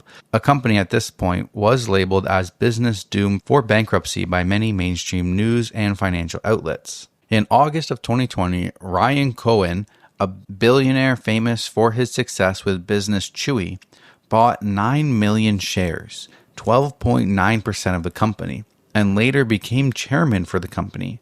As a notorious successful investor, Cohen's buy-in changed sentiments about the underlying value of the stock, and even more fellow investors began to join DFV in his risky play. With the scent of a short squeeze in the air, more from Wall Street Bets and hedge funds alike began to buy GME stock and options in droves, further driving the price upwards.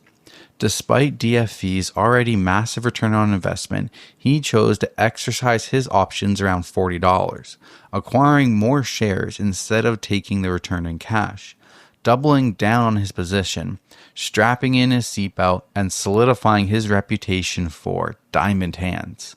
On January 27, 2021, The price of GameStop soared to a pre-market valuation of over $500, a 3,000% increase within 2 weeks. DFV's original investment was now over $48 million at its highest point and had amassed 200,000 shares of the company, an unfathomable position for an individual investor. DFV further solidified his reputation for diamond hands by not selling a single share, despite price swings of 15 million in a single day. Oh my God. The squeeze was cut short, however, as multiple brokers, including Robinhood, for restricting the investors from purchasing stocks that threatened hedge funds that had sold the stock short and were threatened with substantial financial loss or even bankruptcy.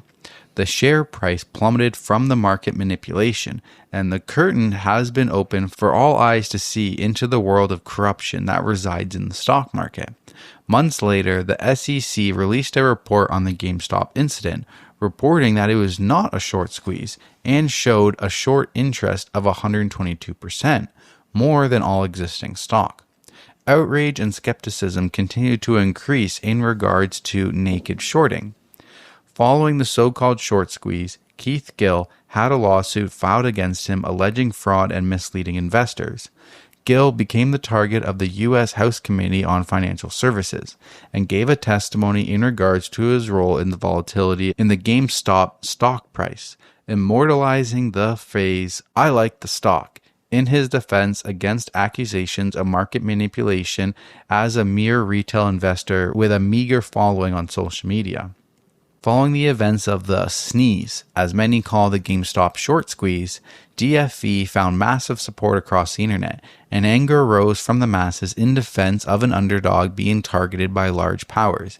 Despite Keith Gill repeatedly declaring he had no intention of social change or to punish short hedge funds, nor he was a leader of anything, the story caught the interest of many. It brought on a large movement of individuals to look more deeply into the stock market, as well as the influence and incentive of powerful hedge funds, market makers, banks, news outlets, and the U.S. government.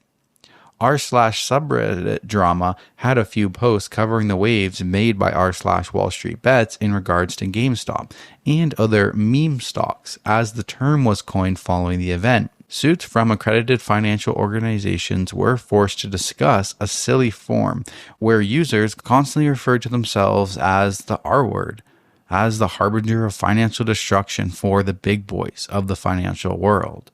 Needless to say, people swarmed WSB to find answers and discuss what exactly happened with GameStop. Subreddit drama covered other debacles happening in WSB, where mods were accused of conflict of interest for suppressing posts about GameStop. Users described the mods as shills, insiders paid off by hedge funds of other interest to discredit and suppress information and ongoing discussion about the past and future of the stock.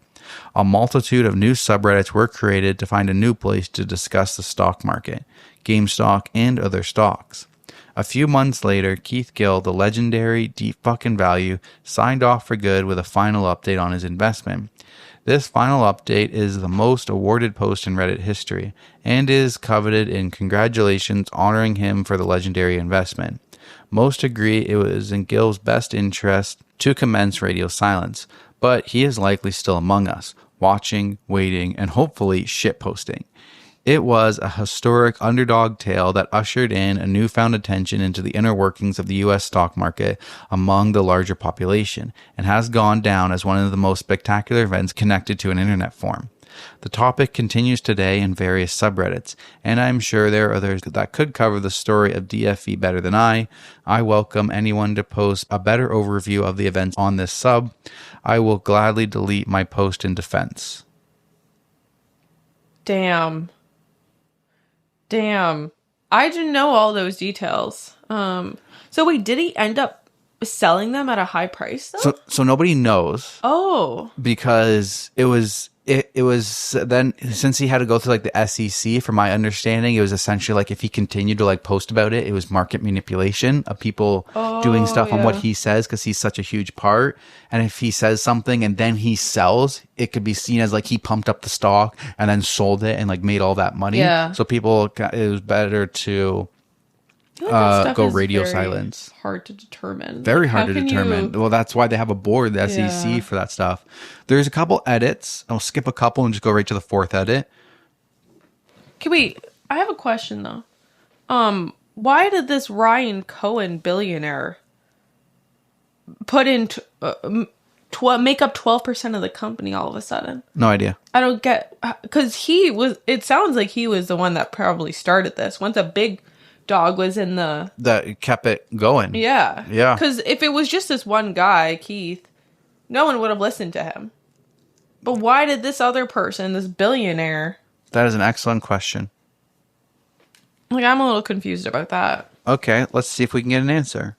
I asked ChatGPT, why did Ryan Cohen buy GameStop? And it says, Ryan Cohen bought GameStop because he saw an opportunity to transform the struggling brick and mortar retail into a modern e-commerce powerhouse.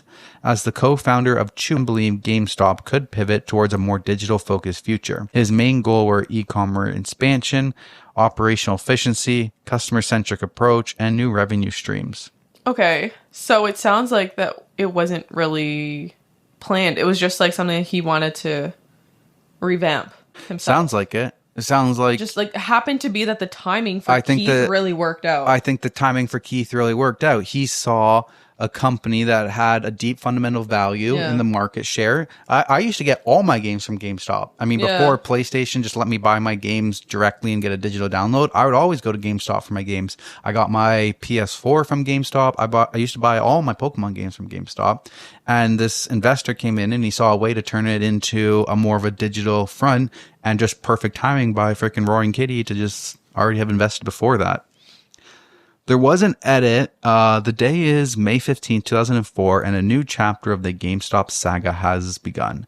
DFE has returned to social media, tweeting for the first time in 3 years. Just before GME stock sporadically rose 250% from $15 to $55 in a matter of 2 days. Since his return, DFE has been posting memes that show without a doubt that he still supports GameStop.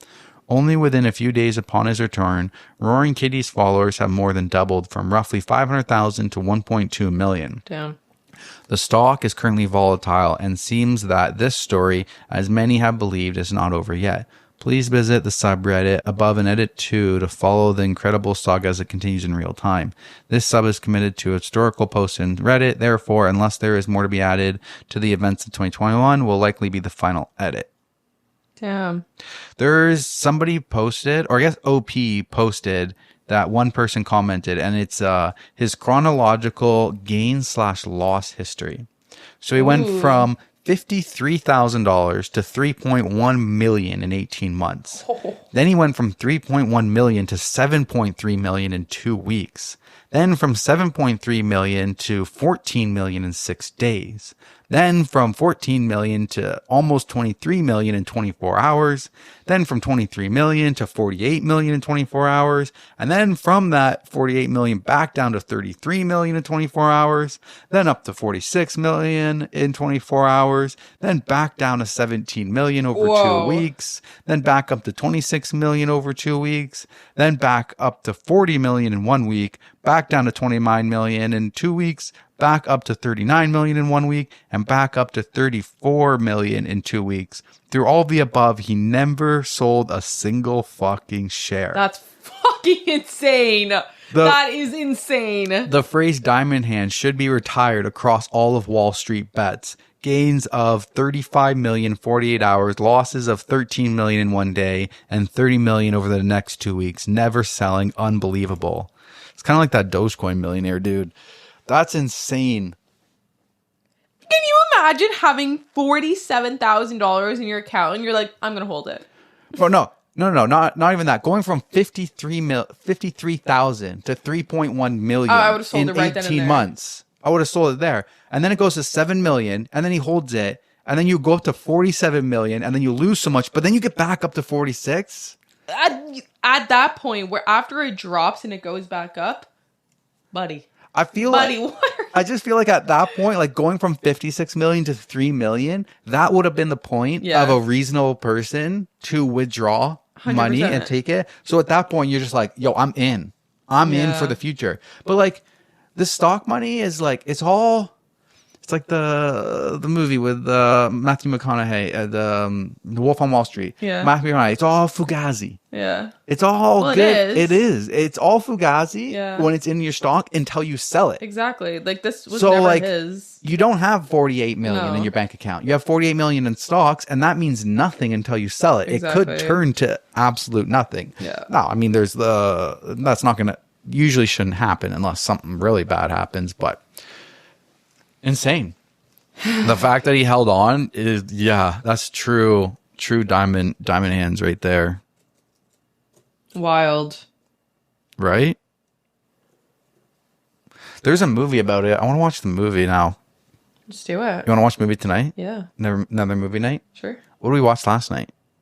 Not last night, Friday night. We watched You Are Cordially Invited with Yeah. Will Ferrell and Reese Witherspoon. It's pretty good. It was okay. It was a decent movie. Yeah. I can't believe she's 48. Bro, she looks so She young. looks 33. But she doesn't look young where it's like a lot of Botox or anything. It's just No. like she looks naturally so young. She does not look 48. I'm sure she does have some work done, but it looks very natural. Yeah. My Zio was a stockbroker, and he always says stuff like, "Oh, I had this stock Oh yeah, I had so many years Tesla ago. back there. I would If have been didn't sell, I'd have 10 million. crazy to think But like you never know. Yeah. Like it's like Fugazi. You never know with companies if they're gonna do well or right around the corner. And there's a lot of people out there who put a shit ton of money into a stock, and then the company goes just tanks and they take huge losses. Yep. That's why I like my index funds. They're safe. The S&P 500 has been solid. Yep. Although I did buy a stock that did incredibly well. I buy the stocks that my Zio tells me to buy because he's a pro. I did some on my own, and your uncle got a laugh out of it. Yes. I opened up TFSA with Quest Trade, and then I was I was looking up Caterpillar because I worked for Caterpillar Construction Equipment, and I'm like, yo, people are always building. They're the number one construction company. It's got to be just a nice, solid, steady climb company, right? Like, I want to see if I can get some of that. And then turns out, yo, they're $363 US, and they do have a very nice graph from like 2010 to like it's 2010 it was $33 and now it's $400. So I was like, okay, I can't afford that. And then the next one showing up below cat was our cat. And I was like, it was I think $1 for one. I was like, oh, okay, this works out. I'll buy 50 of them. And I looked it up and it was like a drone company or something. And I was like, something about drones for like military or something. And I'm like, yo, drone military warfare. That sounds like it's the future. I'm going to buy some of that. So I bought $50 of it, and I had it for like a year or something. Like I got it 6 months later or something. Like I don't look at it or often. And I kept getting these emails like from Questrade being like, oh, this stock went up 10%. This stock went up 10%. I'm like, dude, I keep getting these emails. Like, what the heck? And it went from like, I bought it at $1 and then it was at like $9 or something. It was up like 300% or something more. I don't know what it was, but it went from being like worth $50 and currently, what is it? It was like $500. Now it's up to $10. It was up to 14 at one point, and then it dropped down. How do I see my position? Since open PL, it's gone up 412%. Wow. It's gone up $493. If only you put more money in it. If only. When I told your uncle about it, he was like, why would you do that? Don't gamble. And I'm like, it's $50 there. I'm not worried about it. And then he was like, I've been watching it. That company has some good bones. And then he watched it like spike up and he's like, wow, Denver's a genius. And I was like, nope, I just gambled. Are we allowed to talk about this stuff? Why? I don't know. Because what if I don't want to be held liable like this guy? We have listeners. We have a few listeners. Okay, we're not manipulating a marketplace. We are not giving advice. Financial advisors. Exactly. We are only, this is a what we did channel. We are not even giving advice. This is not a how-to channel. This is a what we did. I'm just talking about what I did. Okay. I don't want to get in trouble. Me either. Okay. Okay, back to you. Mm-hmm. Okay, this is going to be the update to my student made a super creepy comment and my husband thinks I'm paranoid. So quick recap if you didn't see that episode.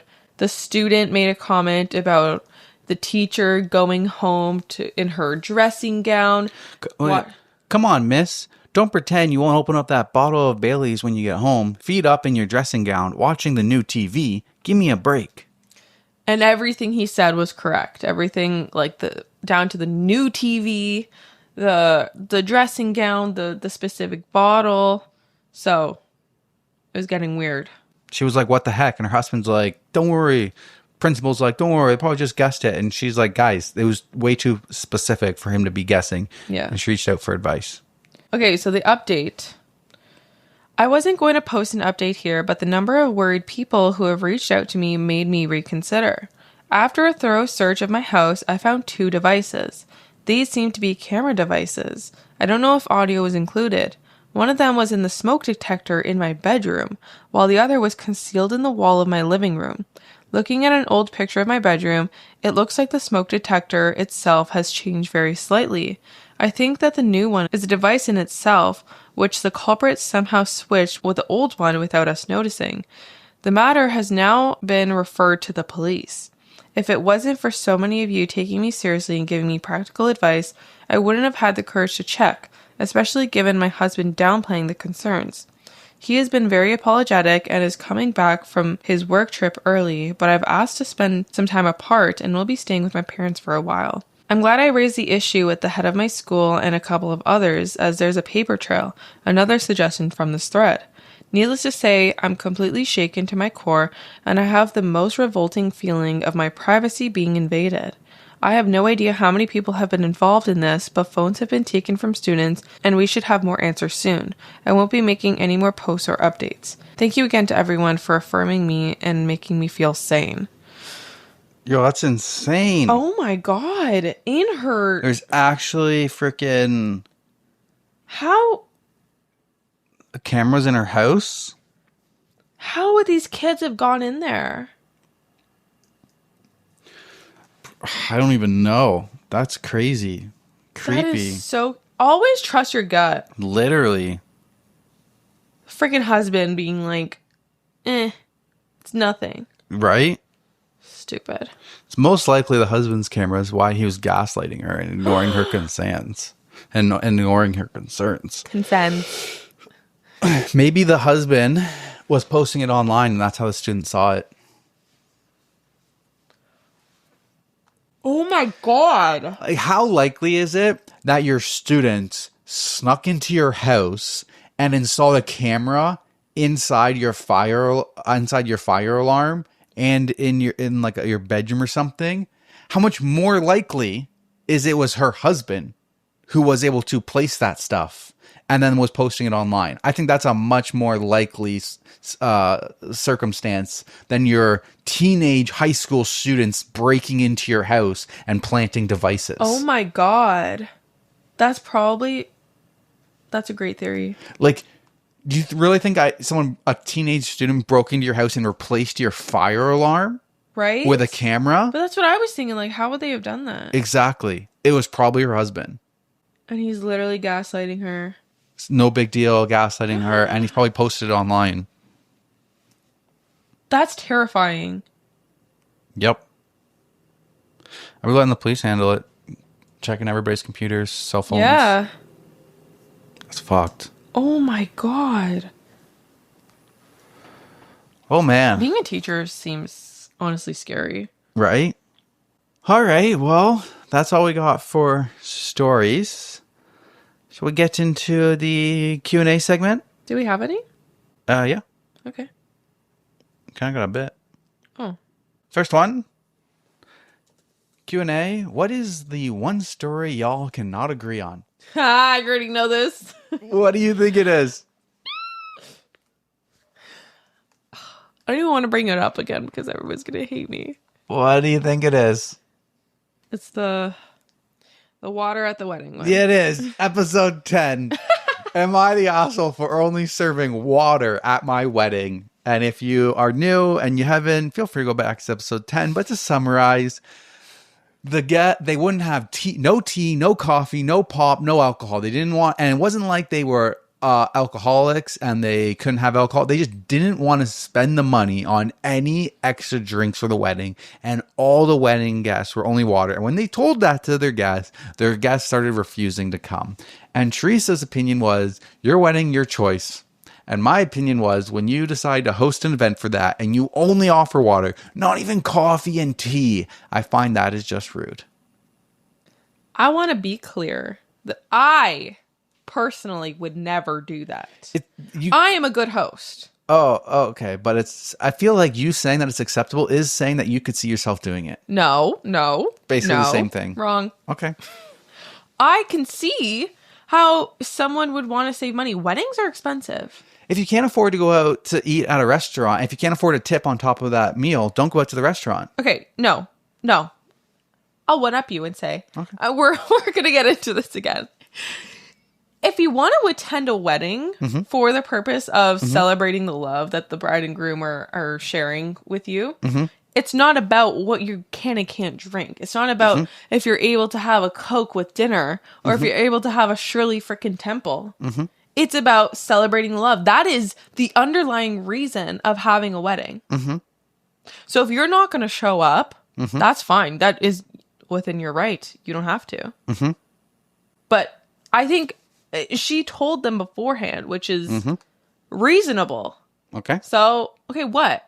Nothing. What are you going to rebuttal? No, I'm not yet. I'm waiting. I think it's totally fine because... Wrong! No, I think it's totally fine because honestly, weddings are not about what you're going to drink. You're wrong. And all the comments I've previously told you. And, no, some people did agree with me. And in this situation, I know a lot of you guys hate on me. Denver's been a lot of hate in the last 10 episodes or so.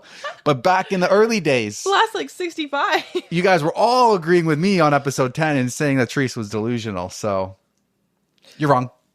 Yeah, I know. I do. I can see it from your side, but I can also see it from OP's side, and I will back her. You're wrong. Till the day I die. Wrong. That's fine. Wrong. Do you guys agree with me or Denver? Wrong. I feel like a lot of the comments are going to be like, I usually don't agree with Denver, but... Yes. Okay, next comment. Happy to hear you enjoyed Belgium. What city did you stay in? Greetings from a Belgian fan. What city did we stay in? We stayed in Brussels. Oh, Brussels. Duh. The capital. Duh. Yes. Oh my gosh. Yeah. Brussels was our favorite place. We did talk about that. Because we had this super nice Airbnb. Yeah. That when we rented that, we were renting, we were on a budget. Teresa was in school. We were on a budget. I was not making that much money. So we were cheapest Airbnbs that we could get. We came from London. Yeah. Our London Airbnb was so sketchy. So terrible. Yeah. And then when we went, we took an overnight bus to Brussels and we were supposed to arrive. Flix bus. We were supposed to arrive at 9 a.m. or something. And then we were like, yeah, because we have so much time, we'll walk from the train station to our Airbnb because we have 5 freaking hours. It was a couple hours to walk it, I think. It was a 2-hour walk. Yeah, a 2-hour originally. walk, I think. But then the Flex bus ended up, we got stuck at the train, the border crossing that goes between the bus was supposed to get onto the train that goes under the tunnel across the ocean. And we ended up staying there for 5 hours or something. Extra. It was brutal. Yeah. So hard to sleep. We were supposed to sleep on that overnight bus, but whatever. So when we got there, we didn't end up walking, and we ended up just getting an Uber. Yeah. Or we took had a streetcar our luggage, or something. obviously. Yeah. And we were such amateur. I don't know how we thought we were going to haul that luggage around, but that house ended up being so nice. We got the top floor master bedroom. There was essentially. a cat. There was a house cat. I was scared of it at the time. It was amazing. You were, and he was so friendly. I was came petting in our it. room and I was yeah. There was a young guy who's 20 or something, and he said it was his old family house, and they bought a new house, and then they decided to just rent it out on Airbnb. And it was a nice, you could rent a room, and it was communal. The shared kitchen, we made pancakes the one morning, yeah. And it was great. We had dinner on the restaurant that was on a little pond. Restaurant? It was a pond with an island. We had to take a small boat to get to the restaurant. It was so nice. I forgot about that. It was so cool. I think it was like the most spontaneous trip too, because we didn't have much planned. We didn't expect too much. Yeah. We stayed there and we got the mini rental car, Mini Cooper, and then we drove to the bottom of the Netherlands for the motocross race. Oh, yeah. So that's why we stayed there for a couple of days, because we were like, well, why don't we stay in Brussels? It's kind of like right along the way. It's a cheap bus from London to Brussels, and it's kind of like right there. And then that was the first time we got the Lime scooters. Oh, yeah. Oh, yeah. We did the bar hopping.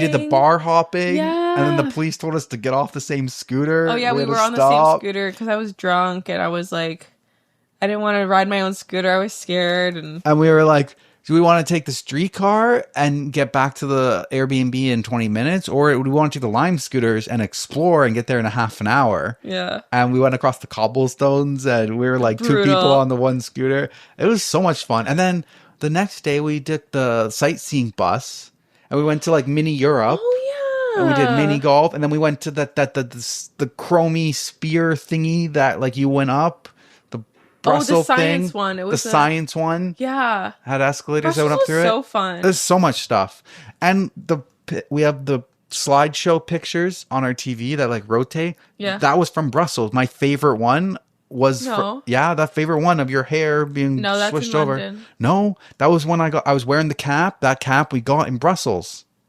That was in London. I didn't have that hat in London. Babe, I will be right on this one. I will. I guarantee you. Okay, wait. I didn't get that hat. I got that hat in Brussels. I didn't have that hat in London. Did we do a double decker in London? We did in London. Oh, we also we did the same thing. We did the sightseeing tours, and we did that in Brussels too. I know I'm right. I always thought that was London. Interesting. I've literally said Brussels every time. The next time it slides across the TV, it will tell us the location the picture was taken. I think I'm getting it confused because of the outfit that I was wearing. I also wore it in London. I think you did. The like checkered. Yeah, the checkered one. Yeah. But yeah. So fun. Wow, if you live in Brussels or if you live in Belgium, if you live in Europe, you're so lucky. I would love to move back to Groningen. Actually, like in 10 years, I want to be there. I want to live there. Let's we'll do like a 1-year lease. I'm gonna cry. I don't think we can stay there for that long, but we can go for like, maybe we can rent an Airbnb for like 4 months or something. I'm feeling super nostalgic right now. I miss it so badly. I loved it. I loved living there. It was just like, it was so great. Well, we'll go back. And I want to live there permanently forever. I don't think we can do that. Why not? But we can go back for extended periods of time. How do people do that? How do people move to Europe? I have no idea. Visas. How do you guys do it? If there's anybody listening, let us know. Send us the link. Next question. My question is, why do you all read monotone but talk normal? Stop. Is that a Canadian thing? I already replied to this. I was like, saying that this is a Canadian thing is crazy because that's like saying, do all Canadians live in igloos? No, like it's such an ignorant question. Like, is that a Canadian? Are you being for real? Sorry if you're listening. Don't mean to hurt your feelings, but I do mean to hurt your feelings actually, because what the heck is that?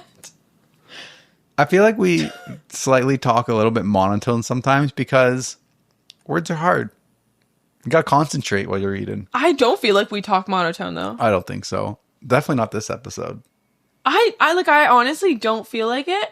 And if that's feedback we're given, like that's fine. I could see some of mine coming off because I'm concentrating hard on reading the story smooth while also fixing the mistakes of the writer that doesn't actually make sense. And you got to slightly like adjust some stuff. So I'm just concentrating so hard that I could see myself coming off as monotone. I guess. But just the best part of that comment though is this a Canadian thing? That's so crazy. Like, do all Canadians not drink coffee? Because I don't drink coffee? Like, what do you mean, bro? I just want to know where she's from. Is she American? Is she British? Is she from Belgium? I don't think it really matters. Well, it does because she's like, is that a Canadian thing? So, well, what are you? Is your comment an Australian thing? To be ignorant? Yeah, you know what I mean? Something like that. So I don't know. All right. One more Q&A for you. Sorry, I'm going to say, I've been I've been watching my Patreon people, Terry and Kanaya. Yep. Who blind react to the Taylor Swift songs. And I'm inspired by them because he gets out like this list. He has like this dramatic, what's it called? A scroll? A scroll. Like a literal scroll of names that hate on him. Like if there's a hate comment, he will write their name on this and call it out on the next page. A long ass scroll. You would. It'll be magically long. You would. Yes. All right. We'll do one more Q&A.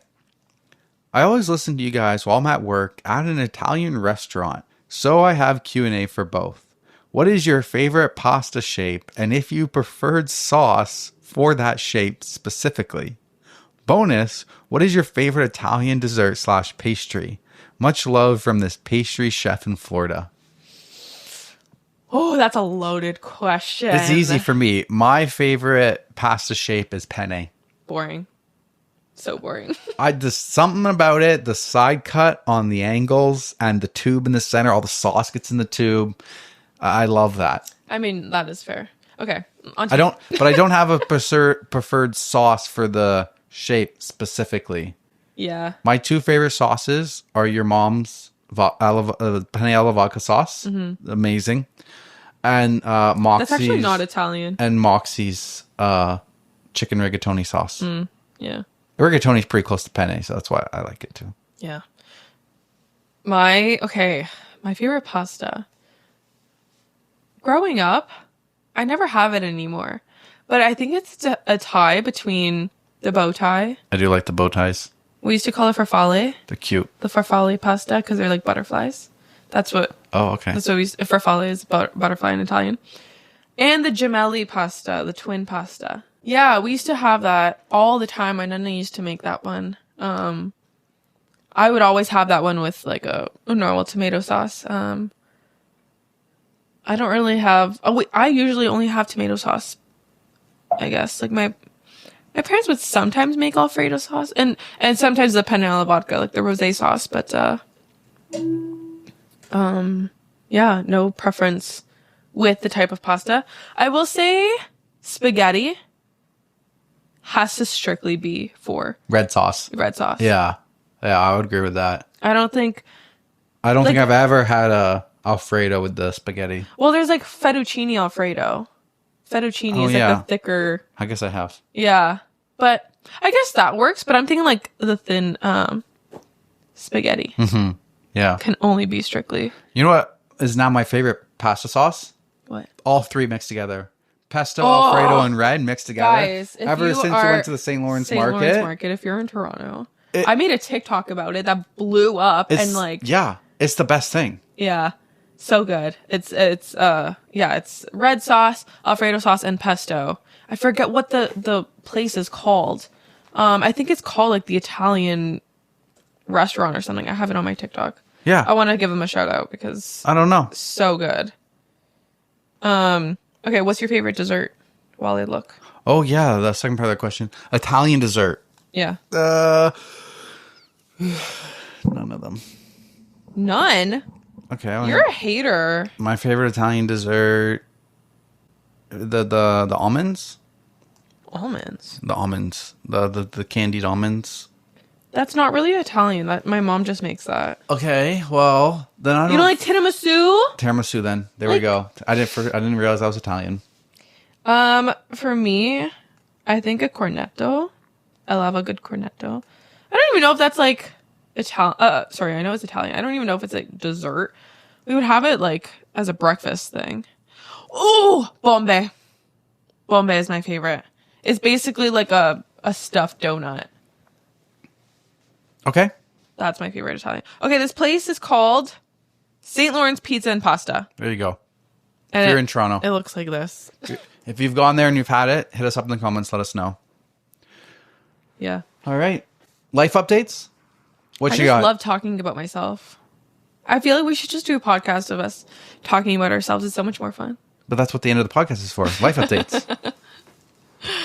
Life updates. Wait, have we filmed since my bridal shower? Yes. No, we filmed Patreon. Yes. But not a full episode. I don't think I talked about it last time. So I had my bridal shower a week ago. It was so great. My mom and my sister did such an amazing job at planning. I had nothing to do. Like, I didn't plan a thing, and it was kind of like a big surprise. Like, I knew it was happening, but I didn't know like to what extent. They went all out. They did like a whole arc that said bride to be with like balloons on it, and they did like a whole dessert cart with cookies, 18 different types of homemade cookies. It was banging. That my Zias helped out with, and they all baked for like weeks. And everybody that came to the bridal shower got like a box to take home. It was incredible. And then they also did like so many games. And everybody got a prize. They like individually wrapped like 25 prizes. So everybody would go home with something. And yeah, we got to play a few games that were like a lot of fun. And the food was really great. We went to an Italian restaurant, of course, in Vaughan. And it was amazing. You came at the end. I did. You brought me some beautiful flowers. And I wore a suit. You wore a suit. All the 25 women gawking at you. I haven't worn a suit since April last year, since I left my job. How did it feel? It was intense. Yeah. And I haven't worn a tie since even before that, like the following August, since I left BMW, because Porsche never required ties. So true. that was... Yeah, you needed Elio's help, right? No. Oh, no? I know how to... It's like riding a bike time to time now. What were you guys talking about? Oh, I was just telling Elio how I tie my ties. Oh. I think I missed that whole conversation because I didn't get it. When I was getting dressed, all the guys were having a nice conversation about should you do a double Windsor knot or a half Windsor knot. I don't even know what that means. And I was telling them I always do a double Windsor knot because a single Windsor knot, it doesn't end up symmetrical and it comes off to the side and it's too skinny. Double Windsor knot is what you need. But it also depends on the collar type of your shirt because some collars, they cut it really tight. You can't fit a double Windsor knot or it doesn't look good. You have to do a single Windsor knot. Double or not? Double Windsor knot or a single Windsor knot. Yeah, it's just a matter of like doing an extra loop while you're tying the knot. It makes the knot thicker, but more what are symmetrical. You saying? Wins or not? Windsor. Windsor. Like the city. Windsor. Yes. Windsor knot. Yes. Is that a universal? Yes. Okay. All men will know. Okay. But like I said, it depends on your cut of your t-shirt, whether you can fit that knot there or not. So you gotta, all my suits were meant for double. Whatever that means. Yes. So that was, it was great. It was a lot of fun. What else? Well, for me, I have updated the house plans a little bit. Yeah. We'll throw up some photos for everybody who's been curious for the house plans on YouTube. I have added a circular staircase in the garage that will go up to the second floor, which could either be an apartment or a storage area. The Jack and Jill bathroom, I have slightly modified the bathroom to give it more room and make the closet a little bit smaller in the other bed. I have a good idea. I think in the second room, I want to still do 4 double beds, like bunk bed style. So I have a good idea for that. The upstairs, Teresa, it was pretty much mostly Teresa. She kind of like reworked our master bath. And we have a pretty good layout for the master bath. My sister Kat made a good point that you want to have the walk-in closet on the other side of the bathroom. I didn't like this look at first because I was like, I don't want to have to like walk through my bathroom to get to my closet.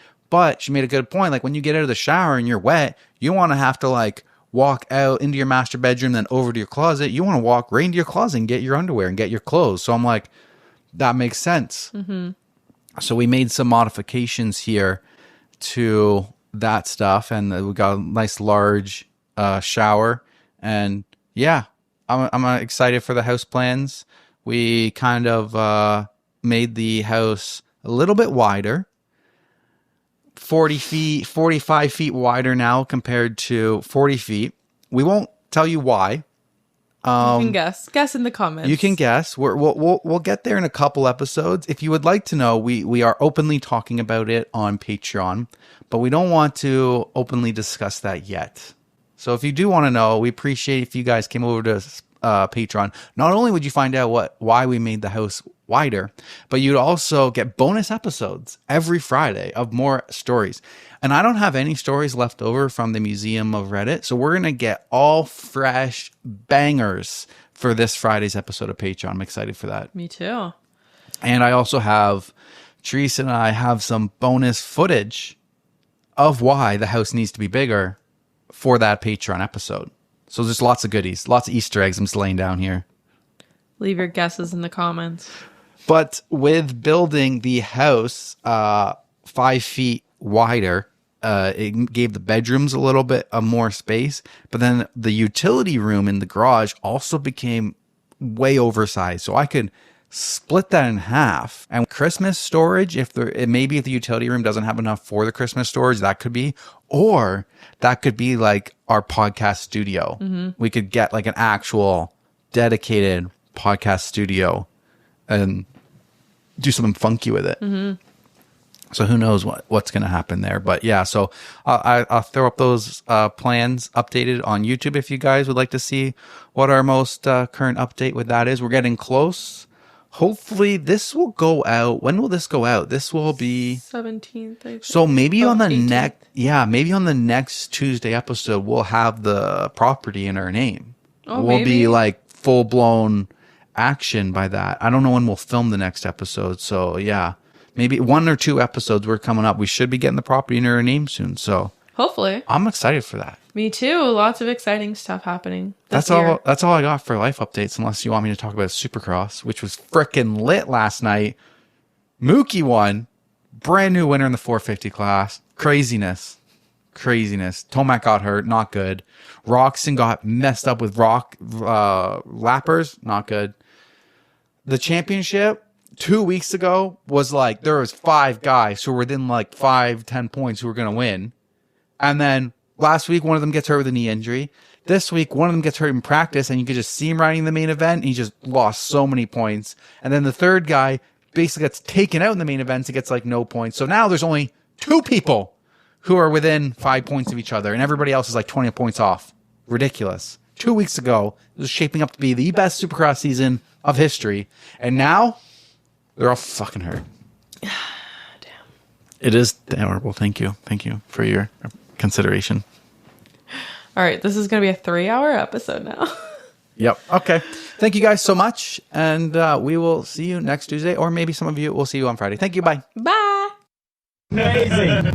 Oh, it's so much fun. You better step on it, Shay. You don't want to miss the support act. Exactly, come on, Shay. Yeah.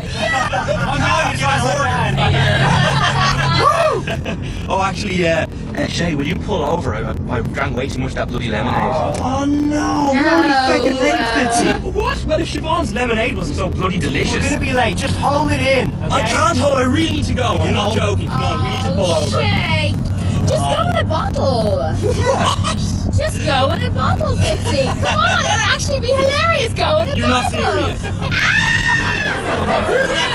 No way! Go. Oh my god! Go. Oh, I can't believe I'm gonna do this. Alright, I'm gonna do it. I'm gonna do it. Fine. Oh my god. Serious. I don't want to Look away. see it. Look away. You're mental. You are mental. No.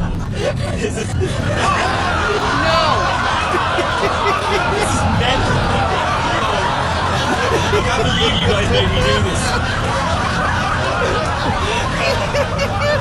You bloody reprobates. Bloody lemonade. It's running straight for movie. My dad would love that shit. You should send that to my dad. He would love that shit. You're so- Oh my god. Oh my god. Please send that to my dad. Oh my god. So what happened then? Oh my god. Okay. Hours of vigorous cock sucking, vomiting, and cleaning the remnants. Sorry. Rage comic leads to diagnosis of testicular cancer, Say that again. Chorionic gonadotropin. which is produced by the placenta. Are you not going to re-say it? Nope, I'm just going to plug that in right there. And we're threatened with substantial financial loss.